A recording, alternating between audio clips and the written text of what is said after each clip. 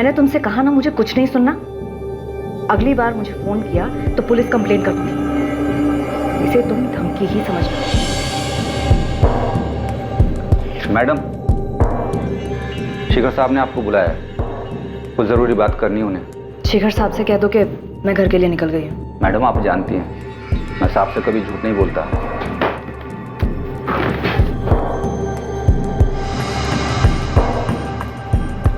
अब आपको झूठ बोलने की जरूरत नहीं है।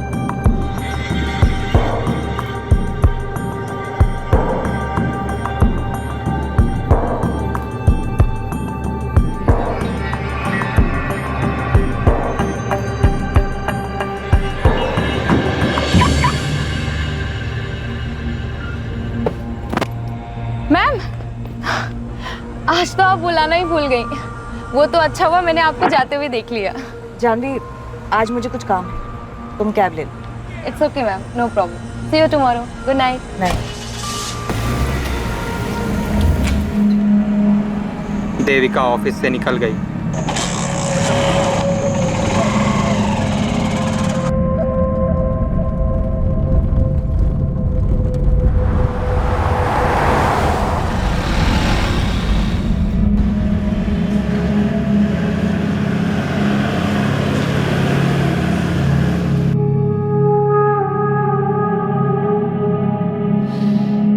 हाँ, वाह क्या खुशबू है देविका।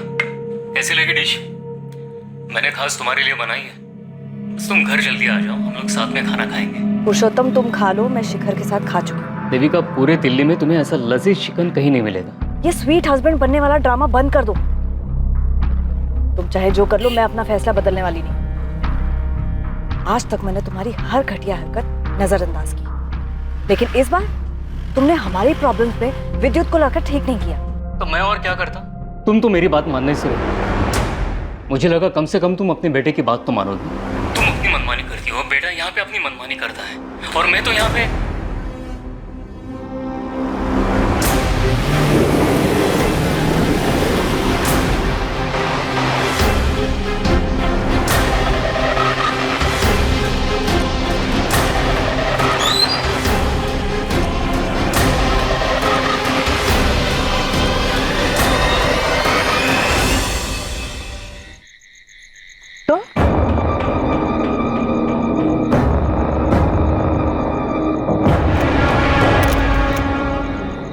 हाँ, ठीक से बताओ। मैडम, हम लोग यहाँ से गुजर रहे थे, देखा तो बीच सड़क पे गाड़ी खड़ी थी। पास आकर देखा तो यहाँ पर लाश पड़ी थी। मैडम, लाश देखकर हम लोग डर गए और सीधा आपको कॉल किया। मैडम, हमने तो अपना फर्ज निभा दिया, क्या हम जा सकते हैं? बाबू, छोटू, तुम लोग नहीं जा सकते। शायद आपको तुमसे बात करनी होगी।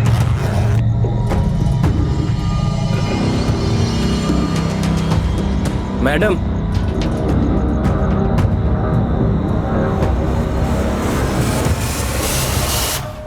और रिंग गायब है। कपड़ों से और उंगली से लग रहा है कि किसी अच्छे घर की, पर बॉडी पर एक भी ज्वेलरी नहीं।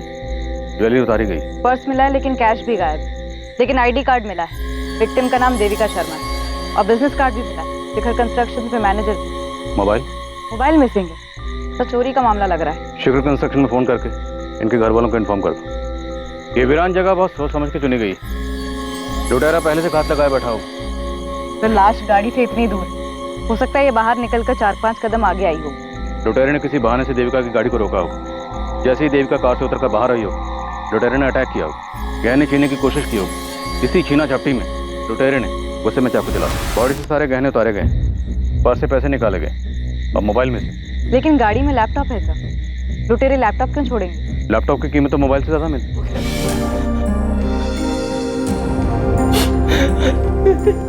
सर, किसने किया ये मेरी देविका के साथ? देखिए, फिलहाल तो ये लग रहा है कि लूट के इरादे से ही देविका जी की गाड़ी को रोका गया होगा, और शायद छीना झपटी में लुटेरों ने चाकू चला दिया। वैसे इतनी रात गए आपकी बीवी यहाँ कहाँ से रही थी? काम से आ रही थी। अभी कुछ घंटों पहले मेरी बात भी हुई थी देविका से। हम साथ खाना खाने वाले थे। देविका जी की किसी से कोई दुश्मनी?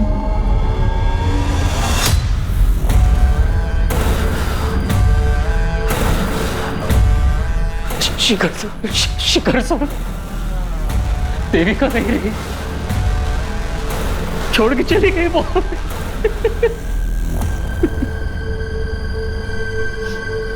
मैं शिखर बवेजा, मुझे देविका को देखना है। सर आइए आप, मैं ले चलता हूँ।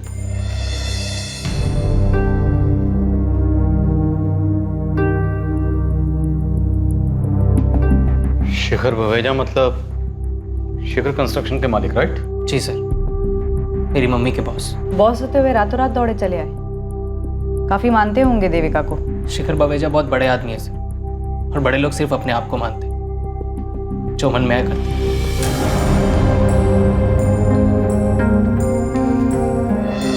इतनी बेरहमी से मारा है देविका को। मैं बाहर हूं, मुझसे देखा नहीं जाता देविका को इस हालत में। पुरुषोत्तम जी, याद करिए, देविका का किसी से कोई झगड़ा हुआ हो, कोई अनबन रही हो? जी नहीं, देविका तो अपने काम से काम रखती थी। उसके लिए तो उसका अपना घर और उसकी जॉब, बस यही उसकी दुनिया थी। शिखर जी, देविका आपके साथ काम करती थी। कंस्ट्रक्शन लाइन जैसी कॉम्पिटिटिव फील्ड में अक्सर दुश्मनियां हो जाती हैं। क्या देविका की जान को किसी से खतरा था? खतरा मुझे था, दुश्मन मैंने पाले। और देविका पर इस तरह से हमला, तो हो सकता है आपके दुश्मनों में से किसी ने आपको चोट पहुंचाने के लिए ये सब किया। किसी में इतनी हिम्मत नहीं है कि शिखर बवेजा को चोट पहुंचा सके। मगर फिर भी अगर किसी ने ये जुर्रत की है तो उम्मीद करता हूं कि जल्द से जल्द आप उन्हें गिरफ्तार कर लें। आप बेफिक्र रहिए, हम पूरी कोशिश करेंगे। कोशिश नहीं, मुझे रिजल्ट्स चाहिए, और वो भी जल्दी।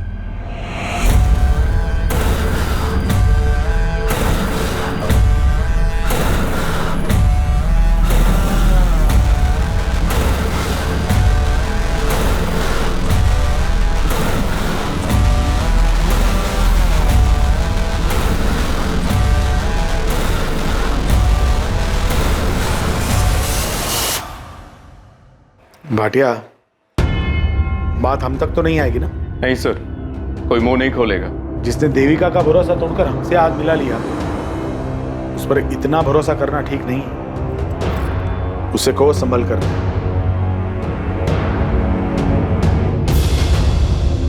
अविनाश, ये न्यूज़ देखी तुमने?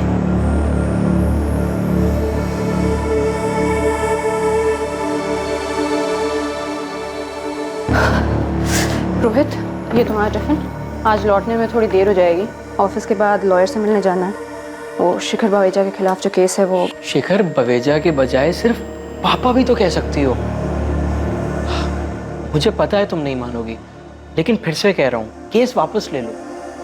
घर के झगड़े घर में सुलझाए जा सकते हैं, इसके लिए कोर्ट जाने की क्या जरूरत है? रोहित, मुझे देर हो रही है।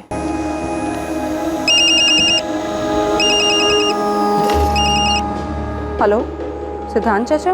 प्रगति बेटा, अब तुम्हारी माँ अपने घर जा सकती है। रास्ते कांटा हट चुका है। मतलब? देविका नहीं रही। ये क्या बोल रहे हैं आप? अब बुरे का अंजाम आखिरकार बुरा ही होता है। बहुत भयानक मौत मरी देविका। अच्छा, जाके सावित्री भाभी से बात करो कि उनकी प्रार्थना सफल हो गई। माँ से? जी जी चाचा।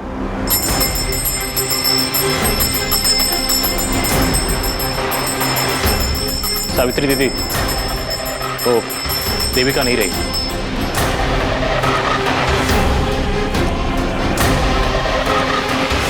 शिखर कंस्ट्रक्शंस की मैनेजर देविका शर्मा की हत्या पर लोगों की अलग अलग प्रतिक्रियाएं थी। कुछ लोग वाकई देविका की मौत से दुखी थे और कुछ लोगों को राहत महसूस हुई थी। देविका शर्मा की जिंदगी के कई पहलू अभी सामने आने बाकी थे।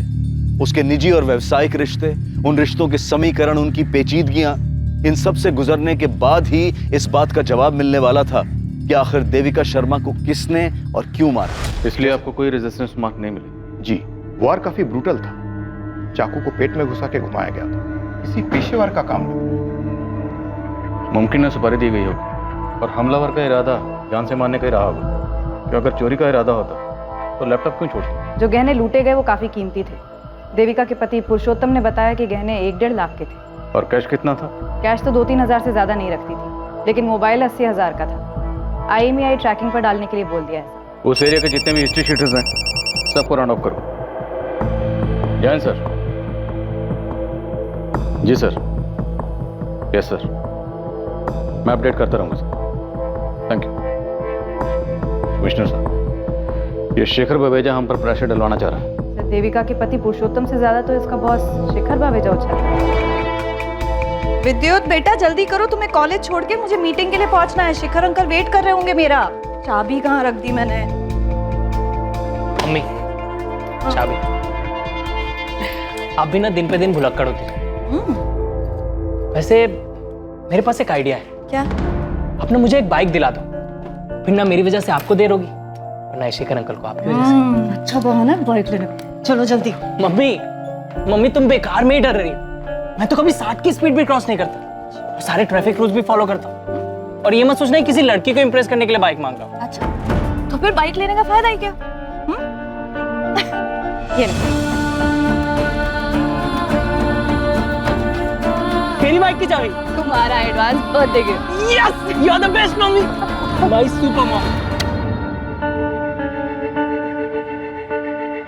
विद्युत बेटा, कुछ खा ले। मुझे नहीं खाना, आप खा लो। तुम नहीं खाओगे तो मैं कैसे खा पाऊंगा? हाँ? अच्छा बेटा सुन, शिखर सर से मेरी बात हुई। क्या? आप सबसे पहले तो ये शिखर सर बोलना बंद करो। वो मम्मी के बॉस थे, आपके बॉस नहीं। और क्या जरूरत थी आपको उनसे बात करने की? उनकी मनमानी की वजह से ही तो ये सब बिगड़ा था। बेटा, बड़े लोग मनमानी करते हैं क्योंकि उनकी मनमानी चलती है। और तू पुरानी बातें भूल जा। शिखर सर ने कहा है तू चाहे तो वहां फिर से काम शुरू कर सकता है। आपको जरा भी शर्म नहीं आती क्या पापा? आपके अंदर थोड़ा भी सेल्फ रिस्पेक्ट है भी या नहीं? विद्युत बेटा, कुछ खा तो ले। ठीक है कमिश्नर साहब, आई होप आपके ऑफिसर्स आपके किए हुए प्रॉमिस को निभाएंगे। Thank you sir. मैं आप सभी से सिर्फ एक बात कहना चाहता हूं, देविका अब नहीं है, लेकिन ये कंपनी है, और ये कंपनी जितनी मुझे अजीज है उतनी ही देविका को भी थी। शिखर कंस्ट्रक्शंस का नाम हमेशा शिखर पर ही रहना चाहिए। यही देविका को हमारी श्रद्धांजलि होगी। जानवी, देविका की जितनी भी फाइल्स हैं मेरे केबिन में लेकर आओ। जी सर।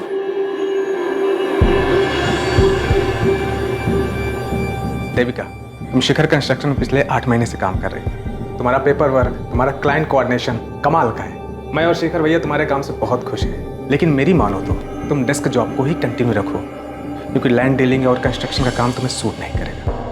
सिद्धांत बिल्कुल ठीक कह रहा है, और वैसे भी तुम्हारा बेटा विद्युत अभी छोटा है और घर और काम को एक साथ एडजस्ट कर पाना आसान नहीं है। इसलिए जितनी तुम्हारी कैपेसिटी है उतना ही काम हाथ में लो। सर, मेरी कैपेसिटी मुझसे बेहतर और कौन जान सकता है? लेकिन टाइम कैसे मैनेज करोगी देविका? दोनों में से एक के साथ कॉम्प्रोमाइज होगा, और मुझे डर है कहीं वो मेरा बिजनेस ना हो। सर, ऐसा नहीं होगा।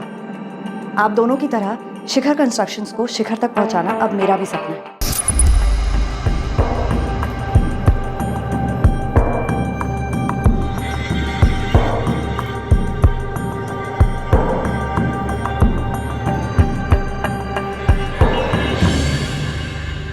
सर, देखते ही देखते देविका शर्मा 10 साल के अंदर ही शिखर कंस्ट्रक्शन की सेकंड बॉस बन गई थी। देविका शर्मा का डिसीजन मतलब फुल एंड फाइनल। उस पर फिर शिखर बावेजा भी कोई सवाल नहीं उठाता था। ये शिखर कंस्ट्रक्शन शेखर बवेजा और उसके भाई सिद्धांत बवेजा ने मिलकर शुरू किया था। तो अगर देविका सेकंड बॉस थी, सिद्धांत क्या था? सर, सिद्धांत की स्टोरी में ट्रेजेडी ही ट्रेजेडी है। इनफैक्ट सिद्धांत ने ही देविका को जॉब पर लगवाया था, लेकिन देखते ही देखते देविका इतनी आगे बढ़ गई कि शिखर अपने सगे भाई से ज्यादा देविका पे भरोसा करने लगा था। देविका, जवाब दो, कितने रुपए खिलाए तुमने टेंडर प्राइस जानने के लिए? सीधे से कहिए ना, रिश्वत दी। सिंपल। इसका मतलब तुम मानती हो कि तुमने रिश्वत दी? जी, दी। शिखर भैया, क्या रिश्वत आपके कहने पर दी गई? सिद्धांत, तू मेरा भाई है, तेरे को यहाँ काम करना है तो कर, लेकिन देविका के फैसलों पर उंगली मत उठाना। आजकल सिद्धांत गाजियाबाद में छोटा मोटा ब्रोकर है। तो मतलब देविका और शेखर बवेजा के भाई सिद्धांत में खटास तो थी, पर इतने अरसे बाद बदला लेने का लॉजिक बनता नहीं। ये देविका का पति पुरुषोत्तम और बेटा विद्युत, उन पर क्या इन्फॉर्मेशन? 2 दिन दीजिए, पूरी हिस्ट्री निकाल के देती हूँ। जल्दी बता कर। देविका के जाने के बाद क्या हाल है शिखर भाई साहब के? पुलिस तो आएगी, लेकिन तुम्हें घबराने की जरूरत नहीं, मैं सब संभाल लूंगा। ऐसे नहीं चलेगा, मुझे पुलिस को सब कुछ बताना होगा। अविनाश, बेहतर यही होगा कि पहले तुम शिखर सर से बात करो। शिखर सर मेरी बात नहीं सुनेंगे। अपना भाई, अपनी बीवी, अपनी बेटी, उनकी नहीं सुनी, मेरी क्या होगा?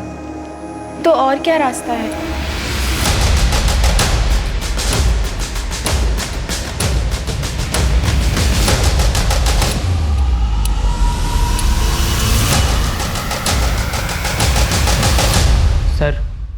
हमें मम्मी की बॉडी कब तक मिलेगी?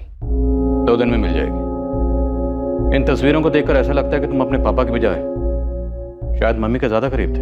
जी सर, इनफैक्ट मैं तो मम्मी को सुपर मॉम कहता था। घर, ऑफिस, मेरी पढ़ाई सब अकेले ही मैनेज कर लेती थी। और देविका को नौकरी भी अच्छी मिल गई थी। शिखर सर बड़े अच्छे इंसान हैं। जब विद्युत छोटा था और कभी बीमार पड़ जाता था तो वो फौरन ही देविका को छुट्टी दे देते ताकि वो विद्युत का ख्याल रख सके। आप भी तो ख्याल रख सकते थे ना पापा। सर, ये देविका की फोटो, यही ज्वेलरीज वो रेगुलर पहनती थी। उस रात भी देविका ने यही नेकलेस और ईयररिंग्स पहने थे। रिंग की फोटो नहीं है? देविका के हाथ से रिंग भी तो गायब थी। वो रिंग देविका को 1 महीने पहले ही शिखर सर ने गिफ्ट दी थी। काफी महंगी थी। काफी दिलदार बॉस लगते हैं शेखर बवेजा जी। विद्युत का इस साल ग्रेजुएशन हो गया तो उन्होंने ट्रेनिंग के लिए उसे फौरन अपनी कंपनी में जॉब दे दी थी, लेकिन इसने पिछले महीने छोड़ दिया। छोड़ क्यों दे? बस सर, मेरा मन नहीं लगा वहाँ। हमारी मम्मी 10 साल से वहाँ काम कर रही थी। वो इतने दिलदार किस्म के बॉस हैं। हमारी मम्मी को महंगे महंगे तोहफे देते थे। कोई एहसान नहीं करते थे। इनफैक्ट मेरी माँ ने उनके ऊपर एहसान किया था। अपनी जान दाव पे लगाकर उनकी जिंदगी बचाई थी। मनोहर, कहाँ हो तुम? पार्किंग से गाड़ी लाने में इतना टाइम लगता है?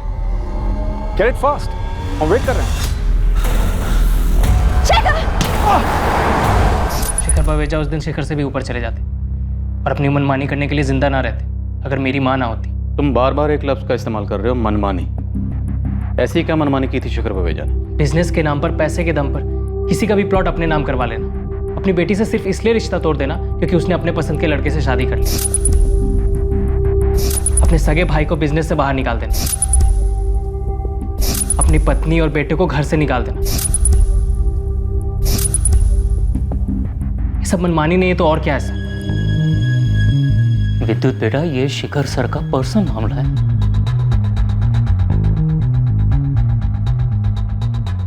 वैसे इस देविका शर्मा की कहानी में शिखर बावेजा का किरदार काफी स्ट्रांग नजर आ रहा है। और पुरुषोत्तम का किरदार काफी कमजोर। घर में माँ बेटे की इतनी तस्वीरें हैं लेकिन पुरुषोत्तम की एक भी नहीं। कुछ तो गड़बड़ थी इस फैमिली में। शिखर सर के खिलाफ बोलने की क्या जरूरत है? वो हमारी मदद करना चाहते हैं। आपको जरा भी दुख नहीं है ना मम्मी की मौत का? इनफैक्ट आपको तो ये दुख सताया जा रहा है कि कहीं जो पैसे आ रहे थे वो आना बंद ना हो जाए। इतने सेल्फिश कैसे हो सकते हैं पापा? ऐसा बिल्कुल नहीं है विद्युत। मैं भी देविका से बहुत प्यार करता था। दुख भी है उसके जाने का। हाँ, शायद मेरे चेहरे पे दिखता नहीं है क्योंकि पिछले 1 महीने से मैं खुद को इस बात के लिए तैयार कर रहा था कि देविका मुझे छोड़ के जाने वाली है। फिर भी आप शिखर बवेजा के नाम की ही माला जप रहे, जबकि सबकी वजह भी वही है। मैं नहीं करने वाला शिखर बवेजा की नौकरी। जी हाँ इंस्पेक्टर, जो रिंग देविका पहनती थी वो मैंने ही दी थी उसको। बिल है मेरे पास और उस पर रिंग की फोटोग्राफ भी है। मैं भिजवा दूंगा आपको। अच्छी बात है, आप हाथ पैर मार रहे हैं। उम्मीद करता हूं किसी नतीजे पर भी पहुंचे। साहब, बुरा ना माने तो कुछ कहूं? अगर आप मालकिन और विवेक बाबा को वापस घर बुला लेते तो। आज बोल दिया मनोहर, दोबारा नसीहत मत देना। आउट।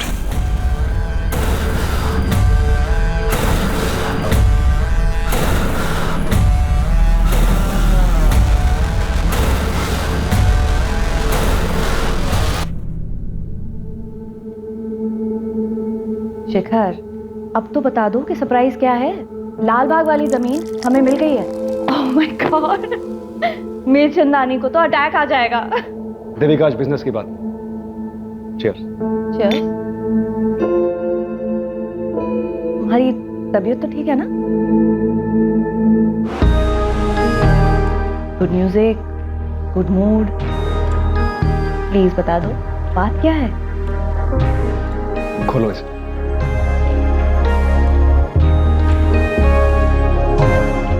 शादी करोगी मुझसे?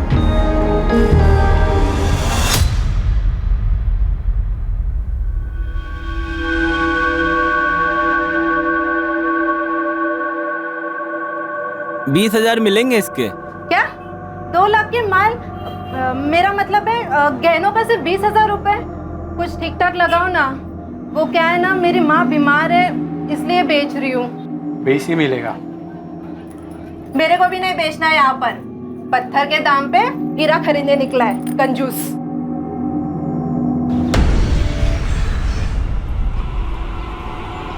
बाबू तू है क्या?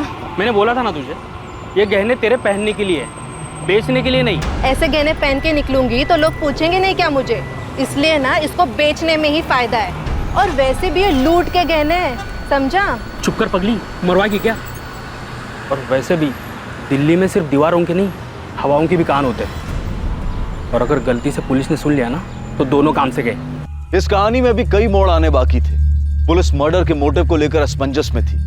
किरदार कई थे, कहानियां भी कई थी, लेकिन हत्या का कारण अब भी गुप्त था।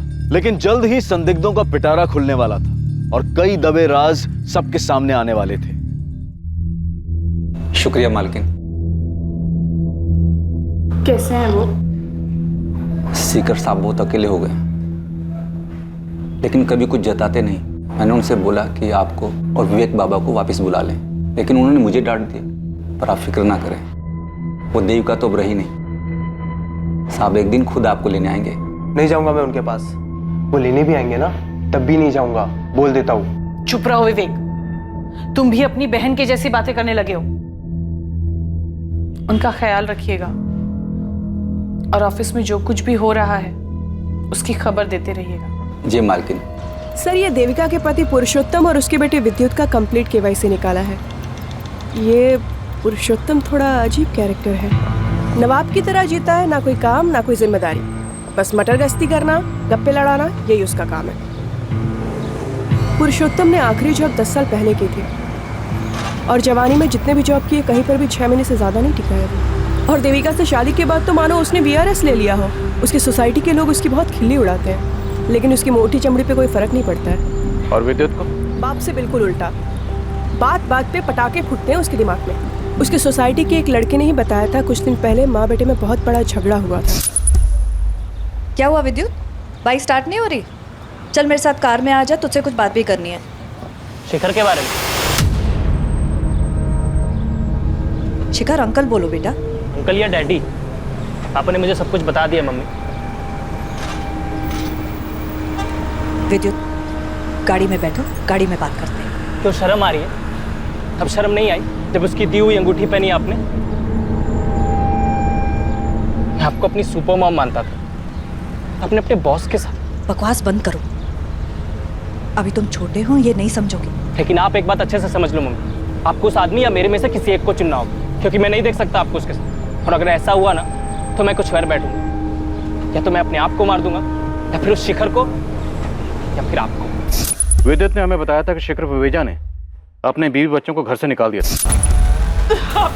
आप एक बार मेरी बात तो सुन लीजिए। मुझे तुम्हारी कोई बात नहीं सुननी, तुम्हारी शक्ल तक नहीं देखनी। तुम जाओ यहाँ से। चलो माँ, हम चलते हैं। हाँ जाओ, सब जाओ, मुझे कोई फर्क नहीं पड़ता है। Get lost। तो मतलब देविका और शिखर विवेजा के बीच में गहरा रिश्ता था, दोनों सीरियस थे। हो सकता है यही देविका के कत्ल की वजह बनी है। देखिए, आपको कोई गलतफहमी हुई। मेरे पति ने मुझे घर से नहीं निकाला है। वो मुझे थोड़ी अस्थमा की प्रॉब्लम है, इसलिए हवा पानी बदलने मैं अपने बेटे के साथ अपने भाई के यहाँ आई। अब भी वक्त है, जो भी वो बता दीजिए, वरना हम सब तक पहुँच ही जाएंगे। मम्मी ने आपसे जो कहा वही सही है। उसकी तबीयत ठीक नहीं, इसलिए हम मामा जी के घर आए। नहीं मैडम, जीजा जी और दीदी में कोई प्रॉब्लम नहीं। हाँ प्रॉब्लम थी, पर इतनी भी बड़ी प्रॉब्लम नहीं थी जो कभी ठीक नहीं हो सकती। प्रगति, पुलिस स्टेशन आ सकती हो? लेकिन आपकी माँ और भाई ये दोनों तो कह रहे हैं कि कोई प्रॉब्लम नहीं। झूठ बोल रहे हैं सब। मेरी माँ, मेरे मामा जी और कुछ हद तक मेरा भाई विवेक भी, सब डरते हैं शिखर बावेजा से। शिखर बावेजा? आप नहीं डरती अपने पापा से? नहीं, मैं किससे नहीं डरती, लेकिन मेरी माँ डरती है, मेरे बाप से, समाज से, उसके आने वाले कल से। तभी तो ये बात को बोल नहीं कर पा रही कि मेरे बाप ने उसको धक्के मार के उसके घर से बाहर निकाल दिया। लेकिन देविका तो अब कभी लौट नहीं पाएगी, और देखा जाए तो देविका की मौत से तुम्हें और तुम्हारी माँ को सबसे ज्यादा फायदा हुआ है। तुम्हारी माँ वापस अपने घर जा सकती है। मेरी माँ इस बात का इंतजार कर रही है कि कब शिखर बावेजा खुद उसको उस घर में वापस ले जाने आएंगे, लेकिन मुझे पता है कि वो ऐसा कुछ नहीं करने वाले। और मेरी माँ तो खुद कुछ करना नहीं चाहती। और जहाँ तक रही मेरी बात, मुझे सिर्फ उस पुश्तैनी घर से लेना देना है जहाँ से उसने मेरी माँ को धक्के मार के निकाल दिया उस देविका की वजह से, जिस पे मेरी माँ का हक है।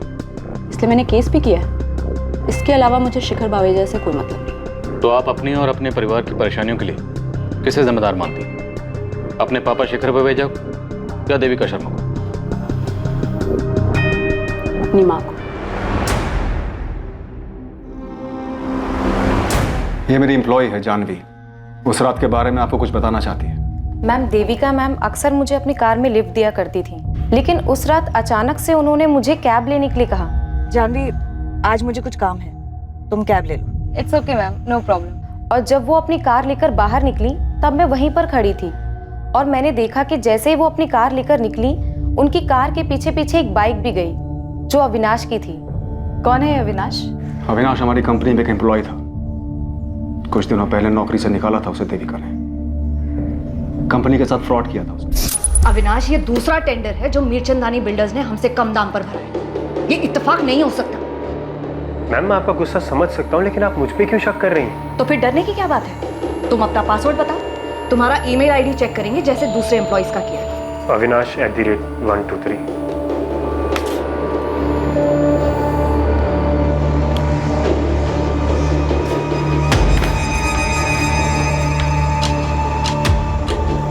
Ma'am, I have no idea ये किसने किया है। आई थिंक मेरा ईमेल अकाउंट हैक हुआ है।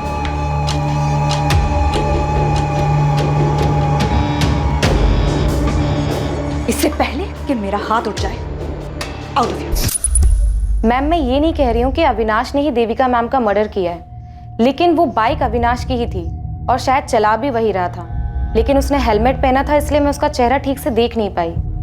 देविका ने मुझे बताया था कि नौकरी से निकाले जाने के बाद भी अविनाश उसे फोन किया करता था। मैंने तुमसे कहा ना मुझे कुछ नहीं सुनना।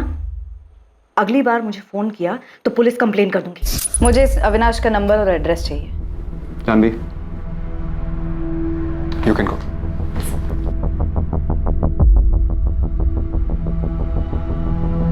शिखर जी, हमने सुना है आपके भाई सिद्धांत ने देविका की वजह से आपका बिजनेस छोड़ा। गलत सुना है। सिद्धांत के जाने की वजह वो खुद था। और वैसे भी ये बात अब पुरानी हो चुकी है एंड आई डोंट थिंक सिद्धांत ऐसा कुछ कर सकता है। फिर भी अगर आपको उसका नंबर चाहिए तो जानवी के पास मिल सकता है। इसका मतलब है आप अपने भाई से टच में नहीं हैं? मैं पीछे मुड़कर नहीं देखता हूँ और आपको भी मेरी यही राय है कि सिद्धांत के पीछे पड़ने की बजाय आप मीरचंदानी बिल्डर्स के मालिक नीरज मीरचंदानी को कुरे दिए। वो आपके बिजनेस कॉम्पिटिटर हैं? जी, सालों पहले मुझ पर एक हमला हुआ था, उसी ने करवाया। जिसमें देविका ने आपकी जान बचाई थी। जी, मीरचंदानी बहुत बड़ा पैंतरेबाज है। उम्र हो चली है मगर दिमाग अब भी दौड़ता है, वो भी उल्टे कामों में। एक आखिरी सवाल, आपके और देविका शर्मा के संबंध? इस बारे में कोई सवाल। आप अविनाश और मीरचंदानी के पीछे लगे। देविका अब नहीं है, उसकी निजी जिंदगी से दूर है। आपकी पत्नी आपके बेटे के साथ अपने भाई के यहाँ रहती है। हमने सुना है कि आपने खुद उन्हें घर से बाहर निकाला ताकि आप देविका शर्मा से शादी कर सकें। आप जा सकते हैं। पुलिस अभी अभी यहाँ से गई है। जैसा आपने कहा था मैंने अविनाश के बारे में बिल्कुल वैसा कहा है। हाँ, शिखर सर के भाई सिद्धांत का नंबर लेकर गए हैं मुझसे, शायद कोई पूछताछ करनी हो। 6 अगस्त, जिस रात देविका शर्मा का कत्ल हुआ, तुमने इसे फोन किया था अविनाश? जी, मैंने फ़ोन किया था देविका मैम को। मैं तब उनके ऑफिस के बाहर ही खड़ा था, लेकिन उन्होंने गुस्से में आकर मेरा फ़ोन काट दिया। मैंने तुमसे कहा ना मुझे कुछ नहीं सुनना। तुम्हारे फोन लोकेशंस और कॉल रिकॉर्ड्स हैं हमारे पास। जिस रात देविका शर्मा का कत्ल हुआ, तुमने ऑफिस से देविका शर्मा का पीछा करना शुरू किया और जैसे ही उसकी गाड़ी एक सुनसान रास्ते पर पहुंची, तुमने उसकी गाड़ी को वहां पर रोका।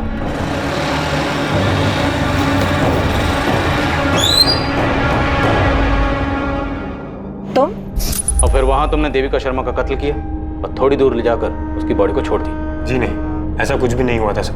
मैं सिर्फ देविका मैम को मिलकर उनको कुछ दिखाना चाहता था, लेकिन वो मेरी बात सुनने के लिए राजी नहीं थी, इसीलिए मुझे यह रास्ता अपनाना पड़ा। ऐसी क्या बात थी?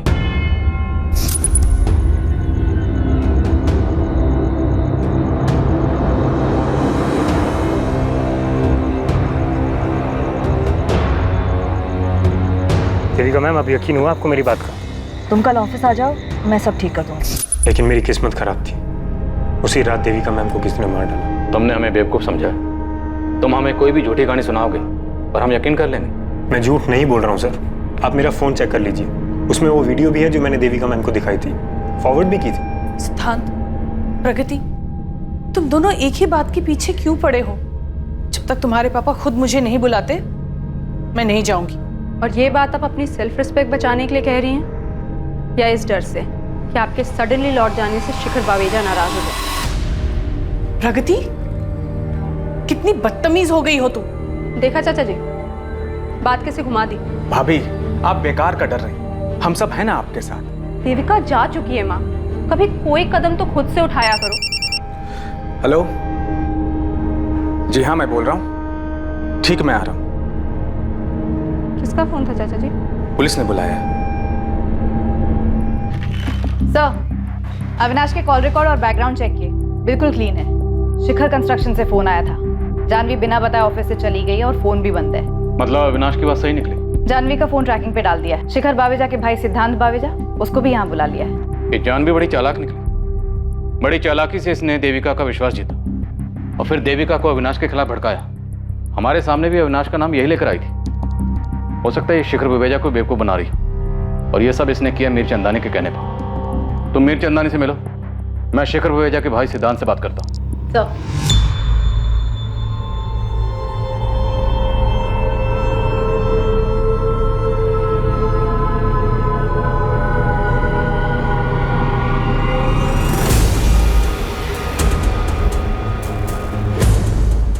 मीर चंदानी जी, कुछ कहना चाहेंगे इस वीडियो के बारे में? अब क्या कहूँ सर, लेकिन सच तो यही है कि मेरे सगे भाई शिखर बावेजा ने उस देविका के लिए मुझे बिजनेस से निकाल दिया। तो आपके साथ ये जो नाइंसाफी हुई उसके लिए गुस्सा तो आपको बहुत आया होगा, और ऊपर से शिखर और देविका शर्मा कहाँ से कहाँ पहुँच गए, इतने कामयाब हो गए। कामयाबी एक भ्रम है इंस्पेक्टर। शिखर को लगता है कि वो कामयाब है, देविका को भी कुछ ऐसा ही लग रहा था। लेकिन जरा दोनों के घरों में झांक के देखिए, शिखर अकेला रहता है, ना अपनी बीवी का रहा और ना देविका का। और देविका के साथ क्या हुआ वो तो आप जानती ही हैं। और इसे आप अपनी कामयाबी मान रहे हैं। देविका की सुपारी देकर आपको क्या फायदा हुआ? सुपारी? मैंने रिश्वत देने के नाम पे कंपनी छोड़ दी और आप सुपारी देने की बात कर रहे हैं? मैं उसूलों वाला आदमी हूँ सर। बिजनेस में उसूल तो आप मानते नहीं। जानवी का इस्तेमाल किया। मेरे बारे में कई सारी अफवाहें फैली हैं मार्केट में, लेकिन ये मर्डर करवाना मेरा तरीका नहीं है। मैं खिलाने पिलाने में यकीन रखता हूँ। देखिए, जानवी ने जो किया अपनी मर्जी से किया और उसकी बराबर कीमत मिलती रही उसे। और जानवी की मदद से नए कॉन्ट्रैक्ट पाने में हम हमेशा शिखर से आगे रहे हैं। तो देविका को मरवा के मुझे क्या फायदा होगा? सर, देविका के मरने से मुझे कोई फायदा नहीं, और वैसे भी मैं भैया के साथ बिजनेस करना चाहता ही नहीं हूँ। मैं तो बस इतना ही चाहता हूँ कि सावित्री भाभी और विवेक वो अपने घर वापस चले जाएं और शिखर भैया प्रगति को फिर से अपना ले। जब से उसने लव मैरिज किया है तब से भैया ने सारे रिश्ते उसके साथ तोड़ दिए। तो आपको क्या लगता है देविका शर्मा के मरने से सबसे ज्यादा फायदा किसे हुआ होगा? शिखर बावेजा को। देविका उससे रिश्ता तोड़ना चाह रही होगी और शिखर ने उसके लिए अपने परिवार को घर से बाहर निकाल दिया। शिखर एक बहुत ही इगोइस्टिक इंसान है, उसे मंजूर नहीं कि कोई उसे ना कहे और इसीलिए उसने देविका को मरवा दिया। शायद देविका का पति पुरुषोत्तम, अगर शिखर भैया और देविका ने शादी कर ली होती तो सबसे ज्यादा नुकसान पुरुषोत्तम को होता, क्योंकि वही है जो अपनी बीवी की कमाई पे सालों से पल रहा था। सब अपनी कहानी अपनी सोच बयां कर रहे थे, सच की राह में झूठ की धूल उड़ा रहे थे ताकि सभी अपना सच ढक सके। लेकिन देविका शर्मा के मर्डर का सच सामने आने वाला था। लालच की वजह से हुई एक चूक इस केस का रुख बदलने वाली थी। 50,000 गिनने में कितना टाइम लगता है? जल्दी करो ना, माँ बीमार है मेरी। अरे कहाँ लेकर जा रहे हो? मैंने कुछ नहीं किया है। साहब मैंने उस औरत को नहीं मारा था, मैंने बस उसके गहने चुराए। करके जा रहे थे क्या? पर्स में मोबाइल और पैसे थे, वो छोटू ने रख लिए और अपने गांव बेगूसराय चला गया। मैंने गहने लिए, सोचा कि अपनी बीवी रमा को दे दूंगा। गहने पैसे सब कुछ लेकर गए। और लैपटॉप वो कहीं छोड़ा था? लैपटॉप जेब में आता नहीं ना, इसलिए छोड़ दिया। वो उस दिन हम लोग आपसे बात कर रहे थे ना, तो गहने और पैसे हमारे जेब में ही थे। और चाकू? चाकू कहाँ था? कौन सा चाकू साहब? हम लोग ने कोई खून नहीं किया। यकीन मानिए साहब, मैं सच बोल रहा हूँ। देख बे, जब तक सच नहीं बोलेगा ना तू यहां से जाएगा नहीं। और तेरा पार्टनर छोटू, उसका पता बोल। बोल।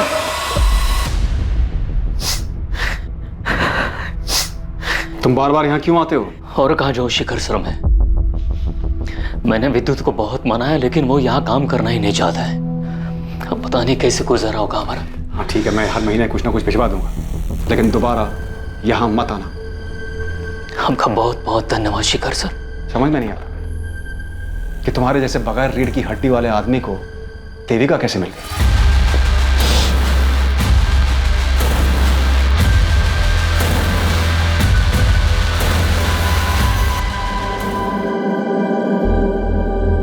ये रिंग कब ली? शिखर ने दी। प्रपोज किया है, शादी करना चाहता है। तुमने क्या कहा? अभी कुछ जवाब नहीं दिया, सोच रही हूँ हाँ कह दूँ। वो विद्युत को अपनाने के लिए तैयार है। और मेरा क्या होगा? पुरुषोत्तम, अपने बलबूते पर चलना सीख लो। मुझे जितना जलील करना है कर लो, पर मुझे छोड़ने की बात मत करना। छोड़ो मुझे पुरुषोत्तम, मैंने कहा छोड़ो। विद्युत की वजह से अभी तक सोच रही हूँ। अगर बात हमारी होती तो कब का डिसाइड कर चुकी हूँ। इस बाबू की धुलाई में कोई कसर नहीं छोड़ी, लेकिन वो अभी भी अपनी बेगुनाही की रट लगा रहा। रात देविका का सामना अविनाश से भी हुआ था, लेकिन उसके खिलाफ भी कोई सबूत नहीं मिला है। बाबू अविनाश दोनों के कॉल रिकॉर्ड्स क्लीन है और बाबू का कोई क्रिमिनल रिकॉर्ड भी नहीं, तो मतलब पक्का ये कोई पर्सनल मामला। पर्सनल मामलों की जानकारी कोई करीब ही दे सकता है। साहब मैं जाता हूँ।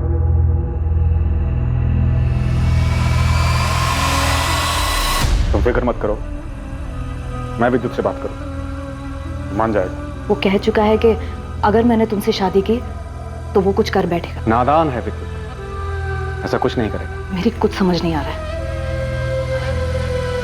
लेकिन एक बात तो तय है, मैं विद्युत को हर्ट नहीं कर सकती। ये सारा किया धरा पुरुषोत्तम का है। मैंने सोचा था सही वक्त पर विद्युत को सब कुछ बता दूं, लेकिन उस मतलबी ने भाड़ में गया पुरुषोत्तम। अगर वो मतलबी है तो तुम भी तो मतलबी हो। मैंने एक एक करके अपने भाई, अपनी बीवी, अपने बच्चों को खुद से दूर कर दिया, सिर्फ तुम्हारे लिए। और तुम सिर्फ अपने बेटे के बारे में सोच रही हो, मेरे बारे में कुछ नहीं। तुम इस तरह अपनी मनमानी नहीं कर सकती, मुझे नहीं छोड़ सकती। मैंने अभी कोई फैसला नहीं लिया था, लेकिन तुम्हारी ये हरकत देखकर मन कर रहा है कि तुम्हारे साथ सारे के सारे रिश्ते अभी तो। मैं सावित्री नहीं जो तुम्हारी सारी बदतमीजियां सहूंगी।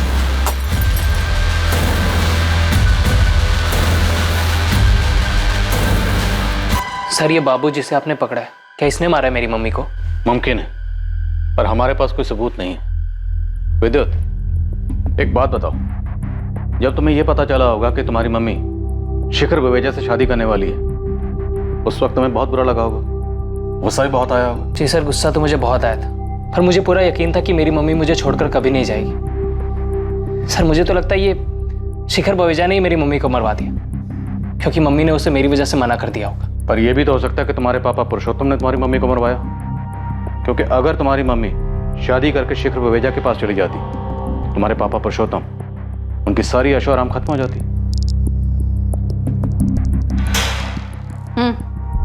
चल बाबू, तेरी छुट्टी। सच में मैडम, वो खूनी मिल गया आपको? हाँ मिल गया, तू जा। वैसे मैडम किसने किया खून?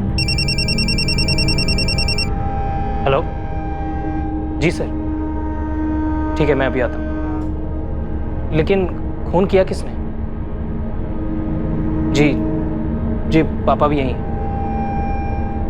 उनको भी लेके आता हूँ। ये सब क्या है इंस्पेक्टर? आपने मेरा टाइम वेस्ट करने के लिए मुझे यहाँ पर? सर मेरी मम्मी को किसने मारा है?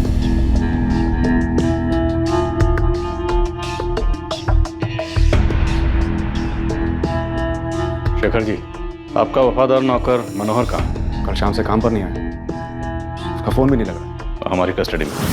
व्हाट? जैसे देविका जी ऑफिस से निकली, मैंने बल्ली को एसएमएस किया। हमने पहले से प्लान बनाया था। देविका जी के घर के रास्ते पर एक सुनसान जगह पड़ती है, वहाँ बल्ली पहले से ही घात लगाए बैठा था। हाँ बल्ली भाई, काम हुआ? जब मुर्गी आई ही नहीं तो हलाल क्या करूंगा? क्या? ये कैसे हो सकता है? तूने बोला था कि 15 मिनट लगेंगे, आधे घंटे से यहीं खड़ा हूं मैं।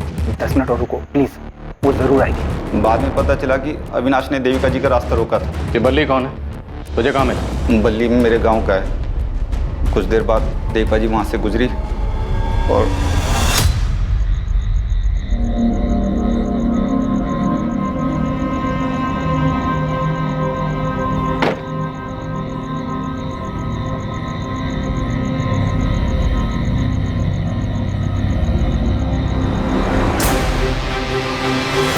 किसके कहने पर किया ये सब? मालकिन को उनका घर मिल जाए इसलिए कि हमने ये। सावित्री के कहने पर? नहीं साहब। तो किसके कहने पर? प्रगति, तुम्हें लगता था कि देविका के चले जाने से तुम्हारी माँ को उनका घर, उनका पति वापस मिल जाएगा, इसलिए सब किया? हाँ, और ऐसा हो भी जाता अगर आप लोग बीच में ना आते थे। आप लोगों से कोई शिकायत नहीं है मुझे। आप लोग तो अपनी ड्यूटी कर रहे थे, कोई मनमानी नहीं, जैसे शिखर बावेजा ने की मुझ पे, मेरी माँ और मेरे भाई पे। जब मैंने अपने पसंद के लड़के से शादी करनी चाहिए तो उसने मुझसे सारे रिश्ते तोड़ दिए, लेकिन जब देविका से रिश्ता जोड़ना था तो मेरे भाई और मेरी माँ को घर से निकाल दिया। मुझसे ये बर्दाश्त नहीं। और तुमने मनोहर के जरिए देविका को मरवाने की सुपारी दी। और क्या करती मैं? जिंदगी भर अपनी माँ को रोते हुए उदास देखती। और तुमने मनमानी करने की सोची? चाहे जितना ही मना करूं, पर हूं तो शिखर बावेजा की बेटी ही ना। शायद मनमानी खून में दौड़ती है। शेखर बवेजा ने तुम्हारे साथ, तुम्हारे भाई के साथ, तुम्हारी माँ के साथ ज्यादती की, पर देविका का कत्ल करके तुम कातिल बन गई। अपनी तो जिंदगी बर्बाद की ही की, साथ में मनोहर की जिंदगी भी बर्बाद कर दी। एक बार मुझसे तो कहा होता हम मिलके तुम्हारे माँ और भाई को संभाल ले। गलती मेरी है, मैंने ही इसकी बात नहीं मानी। हिम्मत करके मुझे शिखर को छोड़ देना चाहिए था। शायद अपने दुख के आगे मैं ये समझ ही नहीं पाई कि मेरे दुख का मेरे बच्चों पे क्या असर पड़ रहा है। मुझे माफ कर दे प्रगति।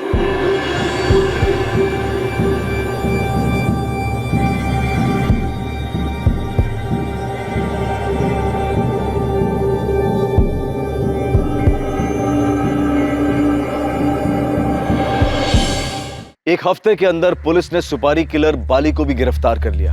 प्रगति ने जो भयंकर कदम उठाया वो बिल्कुल गलत था। क्राइम किसी समस्या का हल हो ही नहीं सकता। अगर शिखर और सावित्री ने वक्त रहते अपने बिगड़े हुए रिश्ते खत्म कर दिए होते, दोनों अलग हो गए होते, तो शायद प्रगति के मन में नफरत इस हद तक नहीं पनपती और वो नहीं होता जो हुआ। कुछ लोग ये तर्क जरूर दे सकते हैं कि देविका इस परिवार को तोड़ने की जड़ थी, लेकिन किसी तीसरे को दोष देकर यह हकीकत नहीं बदली जा सकती है कि दरअसल शिखर और सावित्री ही अपने परिवार में मची तबाही के लिए जिम्मेदार थे। एक खोखली शादी को सिर्फ इसलिए बरकरार रखना ताकि बच्चे और माँ बाप दोनों एक साथ रह सकें, ये किसी समस्या का हल हो ही नहीं सकता। देखते हैं हमारे आज के एपिसोड की दूसरी कहानी। किसी के साथ सो रहे हो ना तुम? कौन है वो? कार्तिक, तुम मुझसे तंग आ गए हो ना? तुम्हें अब पहले जैसे नहीं लगती मैं। क्या बकवास करी है तुम Natasha? You know baby, I love you। तुम्हारे अलावा मेरी लाइफ में और कोई नहीं है। झूठ मत बोलो मुझसे। दूध पीती बच्ची नहीं हूँ मैं जो तुम्हें समझ ना पाऊँ। सब जानती हूँ मैं कार्तिक, और सच्चाई एक्सेप्ट कर ली है मैंने। बस नाम बताओ कौन है वो? Stop it now। मैं तुमसे प्यार करता हूँ, इसका ये मतलब नहीं तुम जो भी बकवास करोगे मैं चुपचाप सुन लूंगा। ये रोज रोज के नखरे से मैं परेशान हो गया हूँ। हाँ, परेशान तो हो गई मुझसे। कोई और जो मिल गई है तुम्हें। छुटकारा पाना चाहती हो ना तुम मुझसे हमेशा के लिए?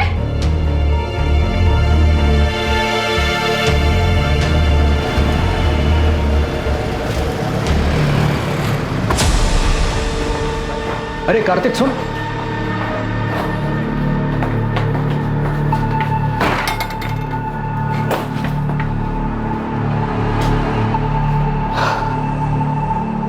क्या बात है कार्तिक, इतना परेशान क्यों है? नताशा, वो औरत मेरी जान लेकर रही, उसके सवाल कभी खत्म ही नहीं होते।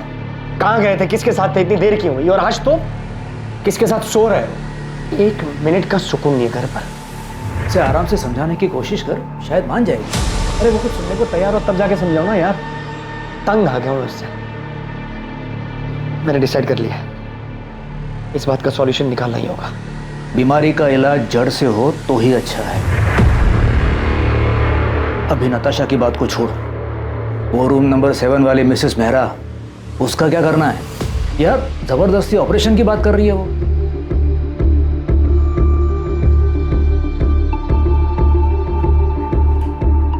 क्या हुआ? आप बहुत डिस्टर्ब लग रहे हैं। इसमें कौन सी नई बात है? फिर से झगड़ा हुआ क्या? हाँ, मेरी जिंदगी में एक ही तो परेशानी है। उसे हम पर शक है क्या? कार्तिक की बात अगर सच निकली तो क्या सच में उसका अफेयर नहीं हुआ था? मैं अपने पति को अच्छी तरह से जानती हूँ। मुझसे उब गया है, छुटकारा पाना चाहता है वो मुझसे, पर मैं ऐसा कभी होने नहीं दूंगी।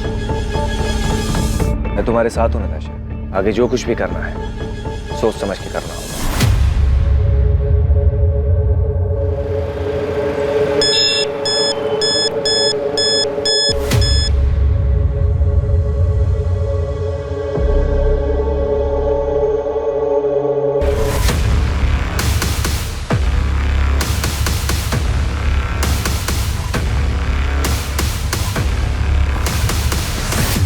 ये रहा तुम्हारी चीटिंग का सबूत। अब क्या कहना है तुम्हें? ये तुम्हें कहां से मिला? झूठ है ये। अब तो झूठ बोलना बंद करो कार्तिक। यकीन करो मेरा नताशा, ये नकली तस्वीरें हैं, मॉर्फ की हुई तस्वीरें। किसी ने तुम्हें बहकाने के लिए भेजी, ट्रस्ट मी। तुम मुझे बेवकूफ बना रहे थे कार्तिक। अब तुम देखना तुम कैसे बर्बाद करती हो। अब धमकी दे रही हो तुम मुझे? तुम्हें जो समझना है तुम समझ लो। तुम भी सुन लो, मैं ऐसा होने नहीं दूंगा।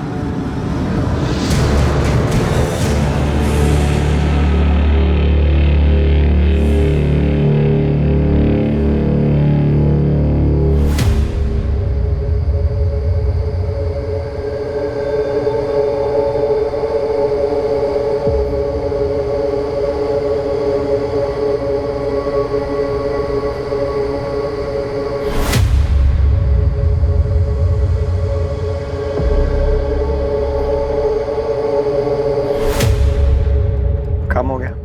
हाँ, हो गया। किसी को पता तो नहीं चलेगा ना? नहीं, किसी को शक भी नहीं हुआ।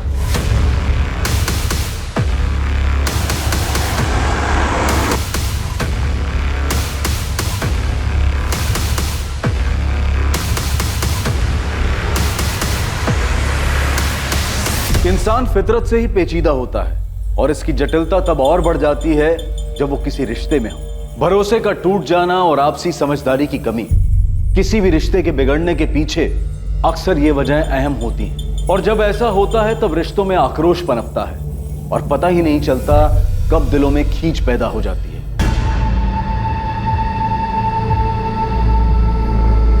सर, विक्टिम को स्टैप किया गया, गला दबाने के निशान भी साफ दिखाई दे रहे हैं और चेहरा भी बिगाड़ दिया गया ताकि विक्टिम की पहचान को छुपाया जा सके। बॉडी पर और कोई भी जेवर नहीं सिवाय इस ब्रेसलेट। इसका लॉक खुलना बहुत मुश्किल है। मुझे लगता है कातिल जल्दबाजी में इसे छोड़कर भाग गया। इस मर्डर का मकसद तो लूटपाट ही दिखाई दे रहा है। ये देखिए सर, बॉडी को पोस्टमार्टम के लिए भेज दो और मर्डर केस फाइल कर दो। सर, मैं पास की सोसाइटी में रहता हूँ। मैं बालकनी पे खड़ा था, मैंने देखा कि एक वाइट कलर की वोजन 800 कार जो है झाड़ियों के पास रुकी। उसमें से 2 आदमी उतरे और दोनों ने मिलकर एक बंडल को जो है नीचे फेंका। कौन थे वो दोनों? पहले कभी देखा उनको? रात बहुत थी, ऐसे भी ये जगह मेरी बालकनी से बहुत दूर है, मैं देख नहीं पाया। और कुछ देखा था? कार का नंबर या और कुछ? उनकी कार के पीछे राइट साइड के कॉर्नर में कुछ था। डिजाइन तो समझ नहीं आया, लेकिन कुछ रेडियम सा चमक रहा था, स्टिकर या समथिंग। कुछ और याद आ जाए तो हमें बता देना। चाहिए? जी सर। प्रधान, सबसे पहले हमें विक्टिम की आइडेंटिटी का पता लगाना है। सभी पुलिस स्टेशन में मिसिंग कंप्लेंट चेक करो। विक्टिम की डिटेल्स, कपड़े और वो ब्रेसलेट न्यूज़पेपर और सोशल मीडिया पे डाल दो। वोजन 800 कार का पता लगाने के लिए भी सब्जियों को कहाँ पे लगाते थे? अगर कातिल तक पहुंचना है तो हमारे पास ये सिर्फ व्हाइट कलर की हचबैक कार है।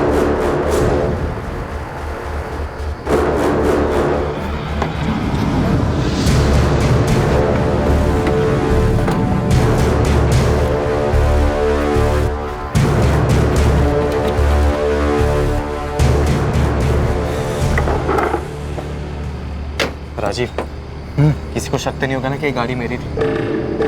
तो टेंशन मत ले। अगर हम शांत रहेंगे ना तो किसी को कुछ नहीं पता चलेगा, समझा? और ये गहने का क्या करना है? तू रख। इस काम का इनाम समझो। बस ध्यान रखना कि इन्हें अभी बेचने की कोशिश भी मत करना।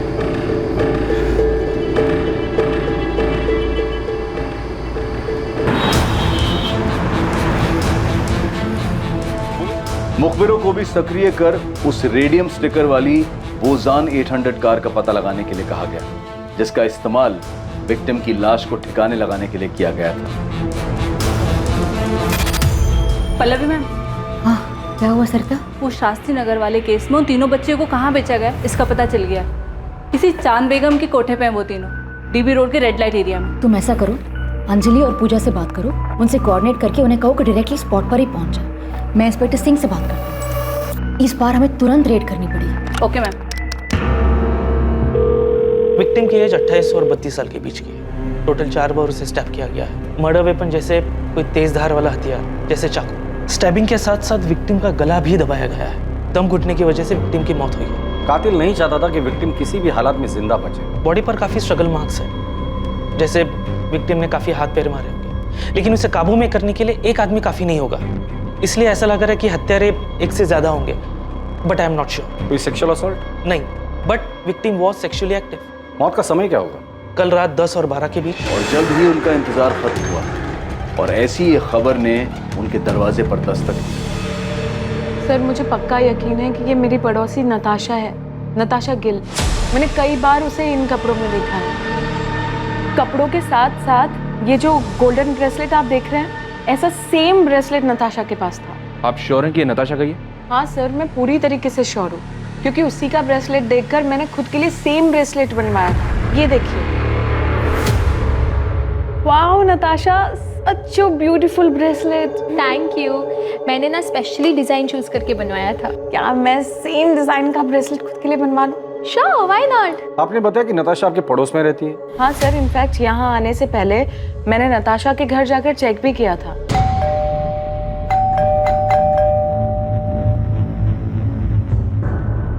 उसके बाद मैंने नताशा और उसके पति कार्तिक को फोन भी ट्राई किया, पर दोनों का नंबर स्विच ऑफ आ रहा था। ये सब देखकर मुझे लगा कि कुछ ना कुछ तो गड़बड़ है, इसलिए मैं सीधा यहाँ पर आ गई। आप मुझे कार्तिक और नताशा का नंबर लिख के दीजिए। वैसे ये दोनों काम क्या करते हैं? सर कार्तिक डॉक्टर है और उसका खुद का नर्सिंग होम भी है, fit and care nursing home, जो जीवन चौक पर है। और नताशा टीचर है, स्कूल में हायर क्लासेस को पढ़ाती है। नताशा और कार्तिक के बीच रिलेशन कैसा था? देखने से तो सब ठीक ही लगता था सर, पर कभी कभी नताशा की बातों से ऐसा लगता था कि वो अपने हस्बैंड को लेकर बहुत पसेसिव थी। सर, कार्तिक और नताशा दोनों के फोन स्विच ऑफ। कोई और नंबर है? मेरा मतलब है माँ बाप या कोई रिलेटिव? नहीं सर, मेरे पास तो कोई नंबर नहीं है, पर आप उज्ज्वला से पूछ सकते हैं। वो मेरे यहाँ काम करती है और नताशा के यहाँ पर भी वही काम करती है।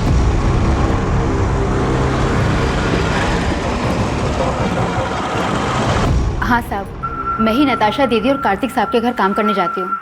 आज सुबह भी गई थी, उनका घर बंद था, लेकिन अक्सर ऐसा होता है कि वो लोग काम के लिए जल्दी निकल जाया करते थे, इसलिए साहब मुझे कुछ भी अजीब नहीं लगा। नताशा और कार्तिक के घर वालों के बारे में कुछ जानती हो? किसी का नंबर या पता है तुम्हारे पास? पता तो नहीं मालूम, लेकिन नताशा दीदी के माँ बाप गुरुग्राम में ही कहीं रहते हैं। उनकी माँ का नंबर है मेरे पास। इन दोनों का आपस में रिश्ता कैसे था? पहले तो बहुत अच्छा रिश्ता था, लेकिन पिछले 3 महीने से उन दोनों के बीच में काफी झगड़े हो रहे थे। 10 अगस्त को उनके यहाँ काम करने गई थी? जी।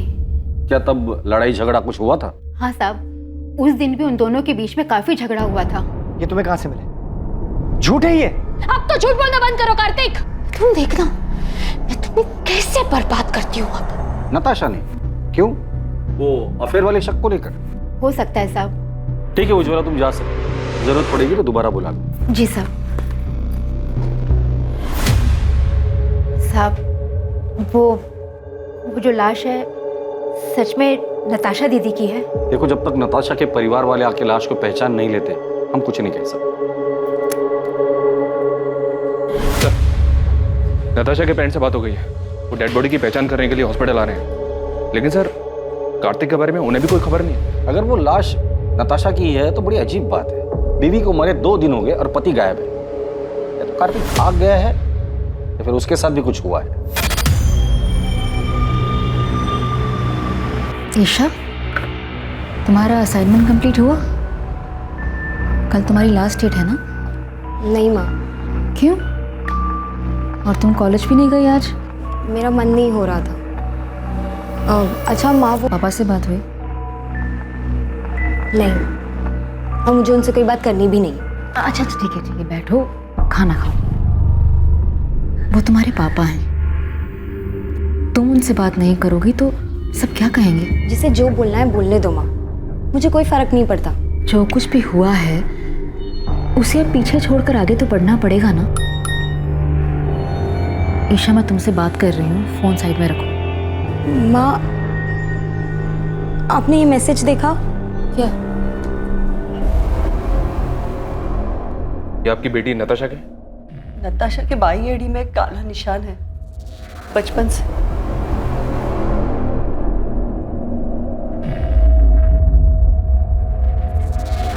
नताशा, नताशा, नताशा, सर 4 साल पहले नताशा को मलेरिया हुआ था। तब हमने कार्तिक के नर्सिंग होम में ही उसी की एडमिशन की थी। कार्तिक और नताशा पहली बार वहीं पे मिले थे। हमें उनके रिश्ते के बारे में बहुत बाद में पता चला। कार्तिक मुझसे 12 साल बड़ा हुआ तो क्या हुआ, उसे क्या फर्क पड़ता है? हम एक दूसरे से बहुत प्यार करते हैं, ये काफी नहीं है? नताशा, तुम अभी समझ नहीं रही हो। 12 साल बहुत होते हैं, और फिर कार्तिक की एक बार पहले शादी हो चुकी है। तुम्हें उससे बेहतर लड़का मिल जाएगा। मुझे बेहतर लड़का नहीं चाहिए पापा, मुझे बस कार्तिक चाहिए। मैं कार्तिक से प्यार करती हूँ। नताशा, तुम हर वक्त अपनी मनमानी नहीं कर सकती। आखिर समाज में भी हमारी कुछ इज्जत है। पापा प्लीज एक बार सोच कर तो देखो, कार्तिक में क्या कमी है? कार्तिक अच्छा लड़का है, अच्छा कमाता है, डॉक्टर है, और सबसे बड़ी बात, वो मुझसे बहुत प्यार करता है। Can I interrupt sir? Sir, मैं आपसे वादा करता हूँ मैं नताशा का ख्याल रखूँ। आपको कोई शिकायत का मौका नहीं दूंगा। तुम्हारा पहले डाइवोर्स क्यों हुआ था? पापा, अब पुरानी बातें उठाने से क्या फायदा? कार्तिक आगे बढ़ चुका है अब मेरे साथ, और हम एक दूसरे के साथ बहुत खुश हैं। नताशा को हम दुखी नहीं देख सकते थे, इसलिए हमें उसकी जिद के आगे झुकना पड़ा। क्या आप लोगों को पता है कि कार्तिक की जिंदगी में नताशा के अलावा भी एक दूसरी औरत थी? क्या सर, ये क्या कह रहे हैं आप? जी हाँ, और पिछले कई महीनों से इसी बात को लेकर कार्तिक और नताशा के बीच झगड़ा हो रहा है। सर, मेरी नताशा से हर दूसरे दिन बात हुआ करती थी, उसने तो कभी ऐसा कुछ नहीं कहा। सर, नताशा और कार्तिक दोनों के कॉल रिकॉर्ड्स कल सुबह तक आ जाएंगे। प्रधान, जल्द से जल्द हमें कार्तिक तक पहुंचना होगा। पहले उसकी बीवी नताशा की डेड बॉडी हमें मिलती है, फिर पता चलता है कि उसके लाइफ में नताशा के अलावा दूसरी औरत भी, और इन सब के बीच ये कार्तिक कहाँ गायब हो गया पता नहीं। हो सकता है सर कार्तिक के कॉल रिकॉर्ड से हमें उस दूसरी औरत का पता चल जाए।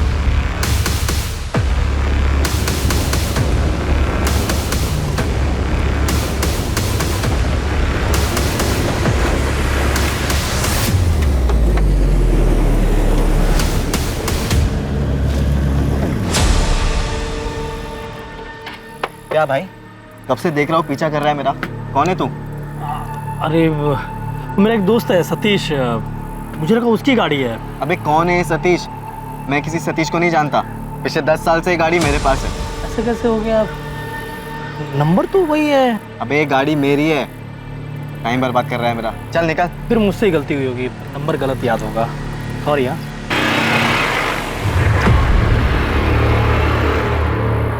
हाँ विक्रांत बोल। राजीव, वो एक आदमी मेरा पीछा कर रहा था गाड़ी से। पीछा कर रहा था? तो तूने क्या किया? मैंने उससे जब पूछा तो बोल रहा था कि किसी सतीश की गाड़ी है ये। तूने उसकी शक्ल देखी ना? वो दिखने में कैसा था? मतलब पुलिस वाला लग रहा था क्या तुझे? नहीं, पुलिस वाला तो नहीं लग रहा था वो। तू फालतू में टेंशन ले रहा। अबे हमने पीछे कोई सबूत छोड़ा ही नहीं है, कोई तुझ तक नहीं पहुंच पाएगा विक्रांत। ठीक है राजीव। सर, कॉल रिकॉर्ड्स के हिसाब से नताशा रात को 10 बजे अपने घर वाले एरिया से बाहर निकली थी। फिर उसका फोन एक जगह से दूसरी जगह लगातार मूव होता रहा, और 1 घंटे बाद तकरीबन रात को 11 बजे उसका फोन स्विच ऑफ हो गया। उसके फोन पर लास्ट कॉल रात को 9:30 बजे था सर, 44756 इस नंबर से। मतलब कॉल आने के आधे घंटे बाद वो घर से निकली, जरूर कॉलर से मिलने गई। किसका नंबर है? ये नंबर भी स्विच ऑफ है सर, इसकी भी डिटेल्स निकलवा रहा हूँ। कार्तिक का कुछ पता चला? उसके कॉल रिकॉर्ड्स क्या कहते हैं? सर 10 अगस्त की रात को कार्तिक का फोन रात को 11:50 पर स्विच ऑफ हुआ था। उसका last location new Delhi airport है। मतलब मर्डर करके सीधा भागने का प्लान था। सर कार्तिक के कॉल रिकॉर्ड में 2 नंबर्स और मिले, एक है मोना सहगल का और दूसरा है डॉक्टर अभय सचदेवा का। कार्तिक ने फोन स्विच ऑफ करने से जस्ट पहले इस डॉक्टर अभय सचदेवा को कॉल किया था। ये अभय उसी के नर्सिंग होम में उसके साथ काम करता है। और ये मोना? ये भी कार्तिक के नर्सिंग होम में नर्स है सर। कार्तिक और मोना के बीच पिछले 3 महीनों से काफी बातें हो रही थी। कार्तिक का जिसके साथ अफेयर चल रहा है वो दूसरी औरत मोना ही है। पता नहीं इस मोना को पुलिस स्टेशन बुलाओ और तुम फिट एंड के नर्सिंग होम में जाकर डॉक्टर अभय से मिलो और कार्तिक के बारे में पता करो। नताशा का मर्डर हो गया? कब? कैसे? और कार्तिक, क्या उसे पता है? ये तो आप बेहतर बता सकते हैं। आप क्या कह रहे हैं सर? 10 अगस्त की रात को 10 से 12 के बीच नताशा का मर्डर होता है और उसी दौरान कार्तिक आपको कॉल करता है। काम हो गया? हाँ, हो गया। उसकी लास्ट लोकेशन एयरपोर्ट है और उसके बाद से उसका फोन स्विच ऑफ है। कहाँ छुपा हुआ है कार्तिक? सर कार्तिक सर मुंबई गए हैं मेडिकल कॉन्फ्रेंस के लिए। 10 तारीख की रात की उनकी फ्लाइट थी। मेडिकल कॉन्फ्रेंस के लिए गया तो फोन क्यों स्विच ऑफ? सर मुझे नहीं पता, बल्कि मैंने और अभय सर ने तो कई बार उनका नंबर ट्राई किया है। अच्छा, तुम्हारे और कार्तिक के बीच रिलेशन क्या है? वही सर जो एक डॉक्टर और नर्स के बीच में होता है। ये तुम दोनों के कॉल रिकॉर्ड। नर्सिंग होम में दिन भर काम करने के बाद हर रात इतनी देर किस बात पर डिस्कशन करते हो तुम दोनों? नताशा को मारने का प्लान तुम दोनों ने मिलकर बनाया था? नहीं सर, ऐसी कोई बात नहीं है। ऐसे कैसे कोई बात नहीं है डॉक्टर अभय? कार्तिक ने उस रात को लास्ट कॉल आपको ही किया था। कि वो नर्सिंग होम की सप्लाईज के बारे में बात करनी थी। क्या बात करनी थी? कंसाइनमेंट डिले हो गया था ना, उस बारे में। किस चीज का कंसाइनमेंट? कहाँ से आने वाला था और कब आने वाला था? जी वो डॉक्टर अभय, आप झूठ बोल रहे हैं। अभी आप हमें सीधी तरह से बताइए कि कार्तिक ने नताशा के मर्डर के बारे में आपको क्या बोला? आप गलत समझ रहे हैं सर। मैं आपको सब सच सच बताता हूँ। हमारे हॉस्पिटल की एक नर्स ने एक पेशेंट को गलत दवाई दे दी थी, जिस वजह से उसकी कंडीशन बहुत सीरियस हो सकती थी। वो तो फॉर्चुनेटली टाइम पे पता चल गया और सब संभल गए। सर यही चेक करने, कंफर्म करने के लिए कार्तिक ने मुझे कॉल किया था। तो मतलब मर्डर के साथ साथ आप लोग मेडिकल नेग्लिजेंसी को भी कवर अप करते हैं? हाँ सर, मैं मानती हूँ कि मेरा और कार्तिक का अफेयर है, लेकिन नताशा के मर्डर के बारे में मुझे कुछ भी नहीं पता। तो मर्डर वाली रात तुम दोनों साथ में क्या कर रहे थे? तुम दोनों की सेल लोकेशन से साफ पता चलता है कि मर्डर वाली रात तुम दोनों रात 9 बजे से लेकर 11 बजे तक साथ में थे। एक्चुअली हम लोग ब्लू मून होटल में थे। लेकिन नताशा को हमारी फोटोज कहाँ से मिली? यही तो मेरी समझ में भी नहीं। धमकी भी दे रखी है मुझे, वो मुझे बर्बाद कर देगी। तो अब आगे क्या करना है? इससे पहले कि नताशा नाम का सरदर्द नासुर बने, मुझे इसका जड़ से इलाज करना होगा। तो नताशा से छुटकारा पाने के लिए कार्तिक ने नताशा को रास्ते से ही हटा दिया?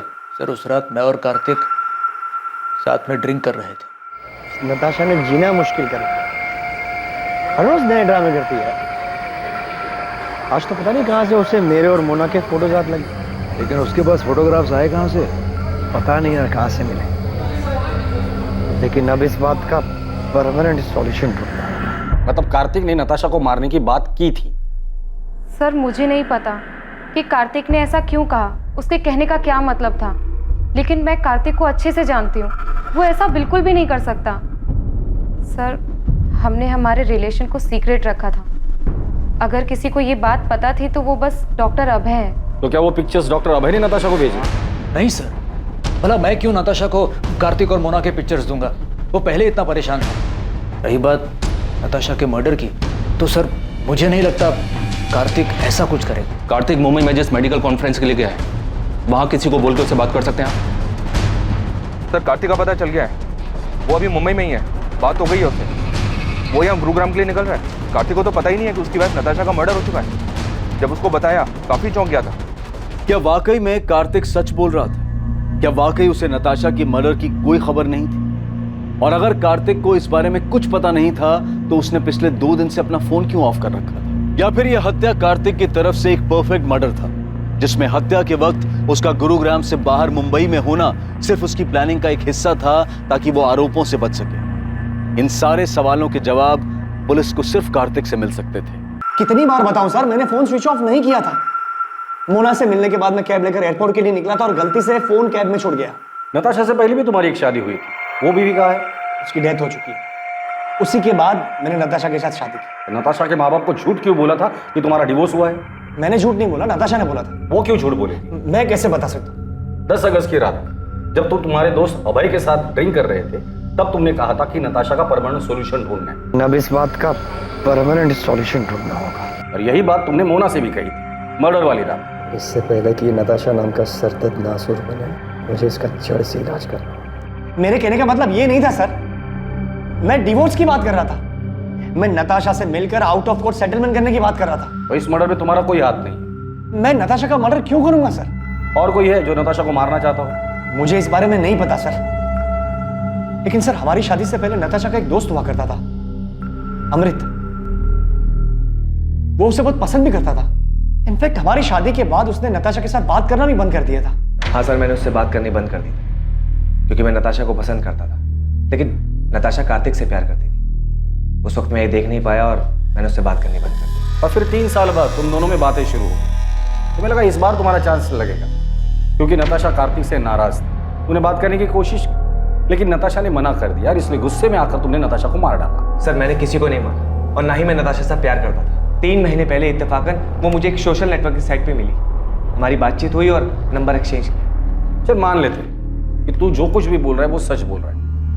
नताशा तुम्हारी अच्छी दोस्त थी, काफी बातें शेयर हुई होगी। तुम्हें क्या लगता है नताशा को किसने मारा होगा? सर वो सब मुझे नहीं पता, लेकिन मैं इतना बता सकता हूँ कि नताशा ने तय कर लिया था कि वो कार्तिक के ऊपर चीटिंग का केस करे। उसे बर्बाद करना चाहती थी। हो सकता है कार्तिक उसे अपने रास्ते से हटाना चाहता है।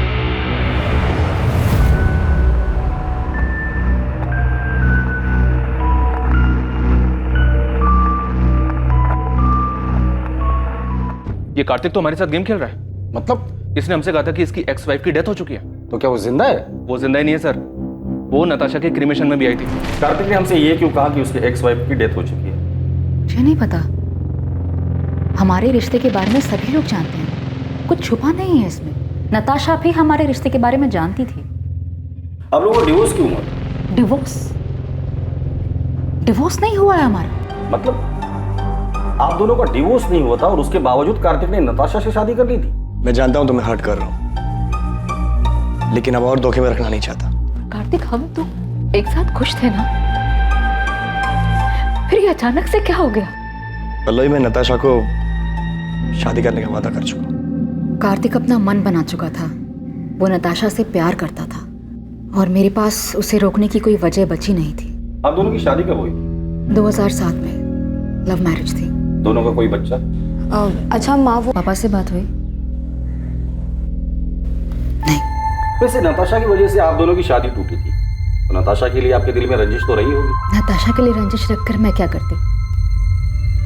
मैंने जो किया था उसका किया तो भुगतना ही था। मतलब मैं कार्तिक की पहली बीवी नहीं हूँ ना, मैं उसकी दूसरी बीवी हूँ। क्या? तो उसकी पहली बीवी कौन है और कहाँ है? गीता नाम है उसका, रोहतक से है वो। जब कार्तिक मुझसे मिला था वो शादीशुदा था। हमारे बीच में प्यार हुआ, मैं उनके बीच में आ गई थी, तो उसने गीता को डिवोर्स दे दिया। मतलब आप कह रही है कि कार्तिक की 3 शादियां हो गई है और उसके बावजूद अभी उसका किसी और के साथ अफेयर चल रहा है? कार्तिक हमेशा ऐसे ही खुदगर्ज था, बस मैं प्यार में अंधी हो गई थी। गीता कार्तिक की पहली बीवी, उसका एड्रेस है आपके पास?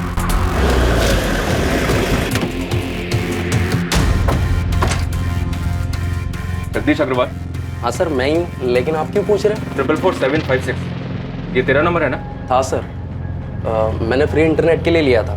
उसके फोन पर लास्ट कॉल रात को 9:30 बजे था सर। 444756 इस नंबर से। ये नंबर भी स्विच ऑफ है सर, इसकी भी डिटेल्स निकलवा रहा हूँ। अभी सच सच बोल, नताशा गिल को क्यों मारा? नताशा? सर ये कौन है और मैं किसी को क्यों मारूंगा? तू एडीआई कॉलेज में पढ़ता है ना? नहीं सर, मैं तो एसआरवी कॉलेज में पढ़ता हूँ। सर मुझे नहीं पता आप किस मर्डर की बात कर रहे हो। मैं किसी नताशा को नहीं जानता और इंटरनेट यूज़ करने के बाद मैंने वो सिम कार्ड फेंक दिया था सर। और तेरी इस लापरवाही की वजह से किसी ने उस सिम कार्ड का इस्तेमाल करके बहुत सफाई के साथ मर्डर कर दिया। सच सच बता, नताशा के मर्डर में कहीं तेरा हाथ तो नहीं? दिमाग खराब हो गया तेरा? क्या बोलना क्या चाहता तू? पुलिस को तुझ पे शक। उस रात तूने कहा था कि तू नताशा से काफी परेशान था, उससे पीछा छुड़ाने के लिए कुछ करने की सोच रहा था। अभय, मैं मुंबई से लौटने के बाद नताशा के साथ डिवोर्स देने की सोच रहा था। ये बात तू मुझे उस रात भी कह सकता था। मुझे भरोसा नहीं मुझ पर। मैं तुझ पे भरोसा करना चाहता हूँ एंड आई ट्रूली होप कि तू सच बोल रहा है।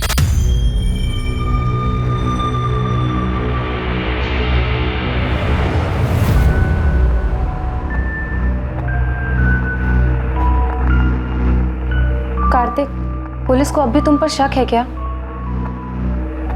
उनका शक इतनी जल्दी खत्म नहीं होगा। तो अब आगे क्या करना है? You don't worry,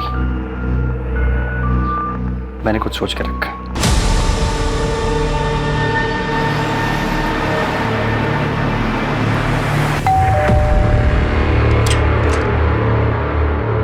Gita Kakkar ji.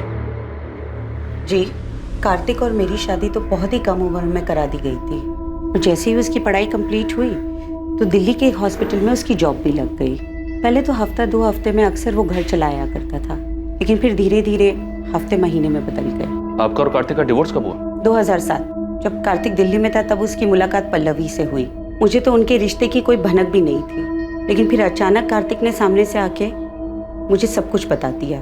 इसलिए जब उसने मुझसे डिवोर्स मांगा तो मैंने मना नहीं किया। कार्तिक का काम अच्छा चल रहा था तो मुझे लगा कि वो हमारी बेटी को एक अच्छी जिंदगी दे पाएगा, इसलिए मैंने हमारी बेटी की कस्टडी उसे सौंप दी। आपकी और कार्तिक की एक बेटी भी है? जी हाँ, ईशा गिल। और वो अपने पापा कार्तिक और पल्लवी के साथ ही तो रहती है। लेकिन कार्तिक और पल्लवी दोनों ने हमें ईशा के बारे में तो कुछ नहीं बताया। कार्तिक आखिर झूठ क्यों बोल रहा था? क्या वो खुद को बचाना चाहता था या फिर किसी और को? पल्लवी से मेरी शादी हुई तब ईशा 7 साल की थी। शुरुआत से ही मैंने ईशा को अपनी बेटी माना था। मैंने और कार्तिक ने दोनों ने मिलकर इसे बड़ा किया है। लेकिन फिर पापा की जिंदगी में नताशा आई और सब कुछ बिखर गया। मैं ईशा को अपने साथ रखना चाहता था, उसे कभी छोड़ना नहीं चाहता था। लेकिन मैं माँ को छोड़कर कहीं नहीं जाना चाहती थी, खासकर उस नताशा के साथ रहने के लिए, जिसकी वजह से मेरी माँ को इतनी ठेस पहुंची। मैंने वो घर छोड़ा था लेकिन ईशा को कभी नहीं छोड़ा। वो मेरी इकलौती औलाद है। मेरे लिए मेरी फैमिली सिर्फ मेरी माँ है सर, और कोई भी नहीं। और अगर पापा को मेरी इतनी चिंता होती तो वो मुझे छोड़कर कभी नहीं जाते। कार्तिक, पल्लवी और ईशा तीनों से बात करके सिर्फ फैमिली ड्रामा सामने आ रहा है। अभी तक हमारे पास किसी के खिलाफ कोई सबूत भी नहीं है और ना ही कोई वजह। सर, कार्तिक के कॉल रिकॉर्ड्स के हिसाब से भी उसकी और नताशा की लोकेशंस अलग अलग है। मैंने पल्लवी और ईशा के कॉल रिकॉर्ड्स भी स्टडी की। इंसिडेंट के वक्त ये दोनों घर पर ही थे। इनके अलावा डॉक्टर अभय, नताशा का फ्रेंड अमृत और नर्स मोना, इनके खिलाफ भी कुछ नहीं मिला। तो प्रधान, नताशा को मारा किसने? किसने की होगी इतनी जबरदस्त प्लानिंग जो हमारे हाथ ही नहीं लग रहे? साहब अंदर आऊं क्या? आजा बहादुर, कुछ अच्छी खबर है तो बता। साहब, हमने गुरुग्राम में आपकी सफेद कार को पूरी तरह छान मारा, लेकिन किसी भी कार पे वो स्टिकर नहीं दिखा सर। यहाँ तक कि एनसीआर इलाके में भी ढूंढा, लेकिन वो स्टिकर वाली कार नहीं दिखी सर। और नताशा के गहनों के बारे में कुछ पता चला? अभी मार्केट में आए नहीं है। और सर, वो सुपारी वाले एंगल से भी कुछ मिला नहीं। तुमने कहा था कि गुड़गांव में 3 ओजोन 800 सफेद कार्स हैं, लेकिन किसी पर भी स्टिकर नहीं है, पता है मुझे। उन कार ओनर्स का नाम और एड्रेस है तुम्हारे पास? हाँ साहब, वो तो मैंने पहले ही पता कर लिया। मुझे लगता है कातिल ने वो रेडियम स्टिकर निकाल दिया होगा। प्रधान, इन तीनों की हिस्ट्री निकालो और उठाकर लेकर आओ। मुझे लगता है इन तीनों में से कोई एक तो हमारे काम का आदमी है।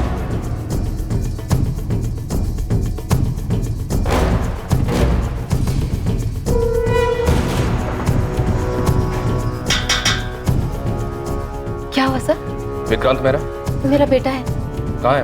वो तो गैरेज में गया है काम करने। विक्रांत जहाँ काम करता है वहाँ का एड्रेस दीजिए। सब क्या हुआ है मुझे?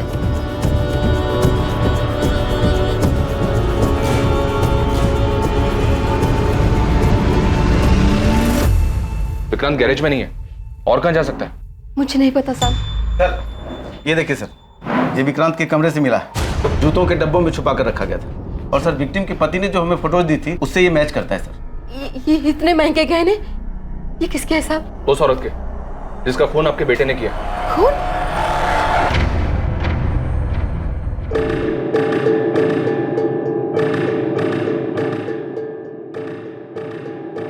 हाँ विक्रांत बोल। राजीव, अबे पुलिस मेरे घर तक पहुंच गई। तूने तो कहा था कि कुछ भी नहीं होगा। क्या बोल रहा है विक्रांत तू? अबे सच बोल रहा हूँ, बाल बाल बच गया मैं। तू अभी कहाँ पर है? एमडी नगर के वो पीछे वाली रोड पे गाड़ी में बैठा हूँ। राजीव, मुझे लगता है कि हमें पुलिस को सब सच सच बता ही देना चाहिए। तू 2-4 दिन के लिए गुरुग्राम से बाहर चले जा, है ना? तब तक मैं कोई प्लान बना लूंगा। मैं तुझे 2 दिन का वक्त दे रहा हूँ। अगर तूने मुझे इस झमेले से नहीं निकाला ना, तो मैं खुद ही पुलिस को जाकर सब सच सच बता दूंगा। सर, विक्रांत के फोन की लोकेशन डेड बॉडी मिलने वाली जगह से मैच हो रही है। टाइम भी उसी दौरान का है। विक्रांत के कॉल रिकॉर्ड से कुछ मिला? विक्रांत जिस नंबर पे रेगुलर टच में था, उन सारे नंबर्स की डिटेल्स निकलवा रहा हूँ सर। और वो मनोहर, जिसने डेड बॉडी को गाड़ी से उतारते हुए देखा था, उसने बताया था 2 आदमी थे। एक तो ये विक्रांति है दूसरे आदमी का पता लगाना बाकी है। विक्रांत का कुछ पता चला? विक्रांत के घर पे कांस्टेबल्स लगा दिए सर। विक्रांत और उसकी माँ का फोन ट्रैक कर रहे हैं। साहब, वो विक्रांत का पता चल गया साहब। मुझे क्या लगा था गाड़ी धोने से सबूत धुल जाएंगे। फिर सफेद ओजोन 800 हमने फॉरेंसिक में भेज दिए, जिसमें नताशा के खून के ट्रेस मिल ही जाएंगे। इसलिए कोई भी कहानी सुनाने के बारे में सोचना भी मत। सीधे सीधे बता दे नताशा को क्यों मारा। सर मैंने उसको नहीं मारा, मैं तो उसका नाम तक नहीं जानता था। सर वो मेरा बचपन का दोस्त राजीव 9 तारीख को मुझसे मेरी गाड़ी लेकर गया था और फिर 10 तारीख की रात को उसने मुझे कॉल किया किसी पीसीओ से और मोहल्ले के बाहर बुलाया मिलने के लिए। सर मैं फंस गया था, इसलिए मुझे उसके साथ जाना पड़ा क्योंकि मेरी गाड़ी उसके साथ थी। मैं उस औरत को नहीं जानता था सर, सच बता रहा हूँ। क्या हो गया राजीव? तेरा फोन क्या, तूने मुझे लैंडलाइन से क्यों कॉल किया था? तू अंदर आ, मैं सब बताता हूँ।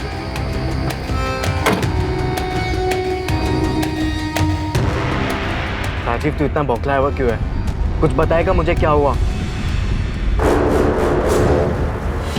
सर मैं प्यार के जुनून में अंधा हो गया था सर। उसे पाने के लिए जो बन पड़ा मैंने किया सर। किसके प्यार का जुनून था? नताशा के? नहीं सर, ईशा के। ईशा के लिए तूने नताशा को मार दिया? हाँ सर। तो ईशा ने तुम्हें कहा था नताशा को मारने के लिए? नहीं सर, उसकी माँ पल्लवी ने कहा था सर।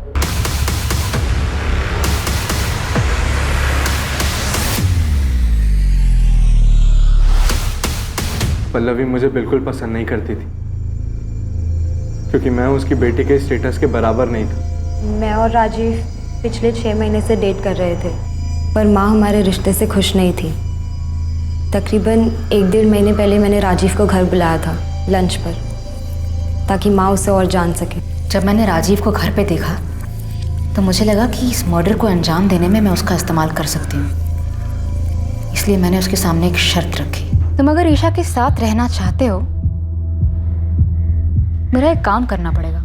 मैं आपकी बेटी से प्यार करता हूँ और ईशा के साथ के लिए मैं कुछ भी करने के लिए तैयार हूँ। किसी की जान ले सकते हो? माँ, इस सब में आप राजीव को क्यों खींच रही हो? तुम्हारे साथ रहना चाहता है ना, तुम्हारा साथ नहीं दे सकता।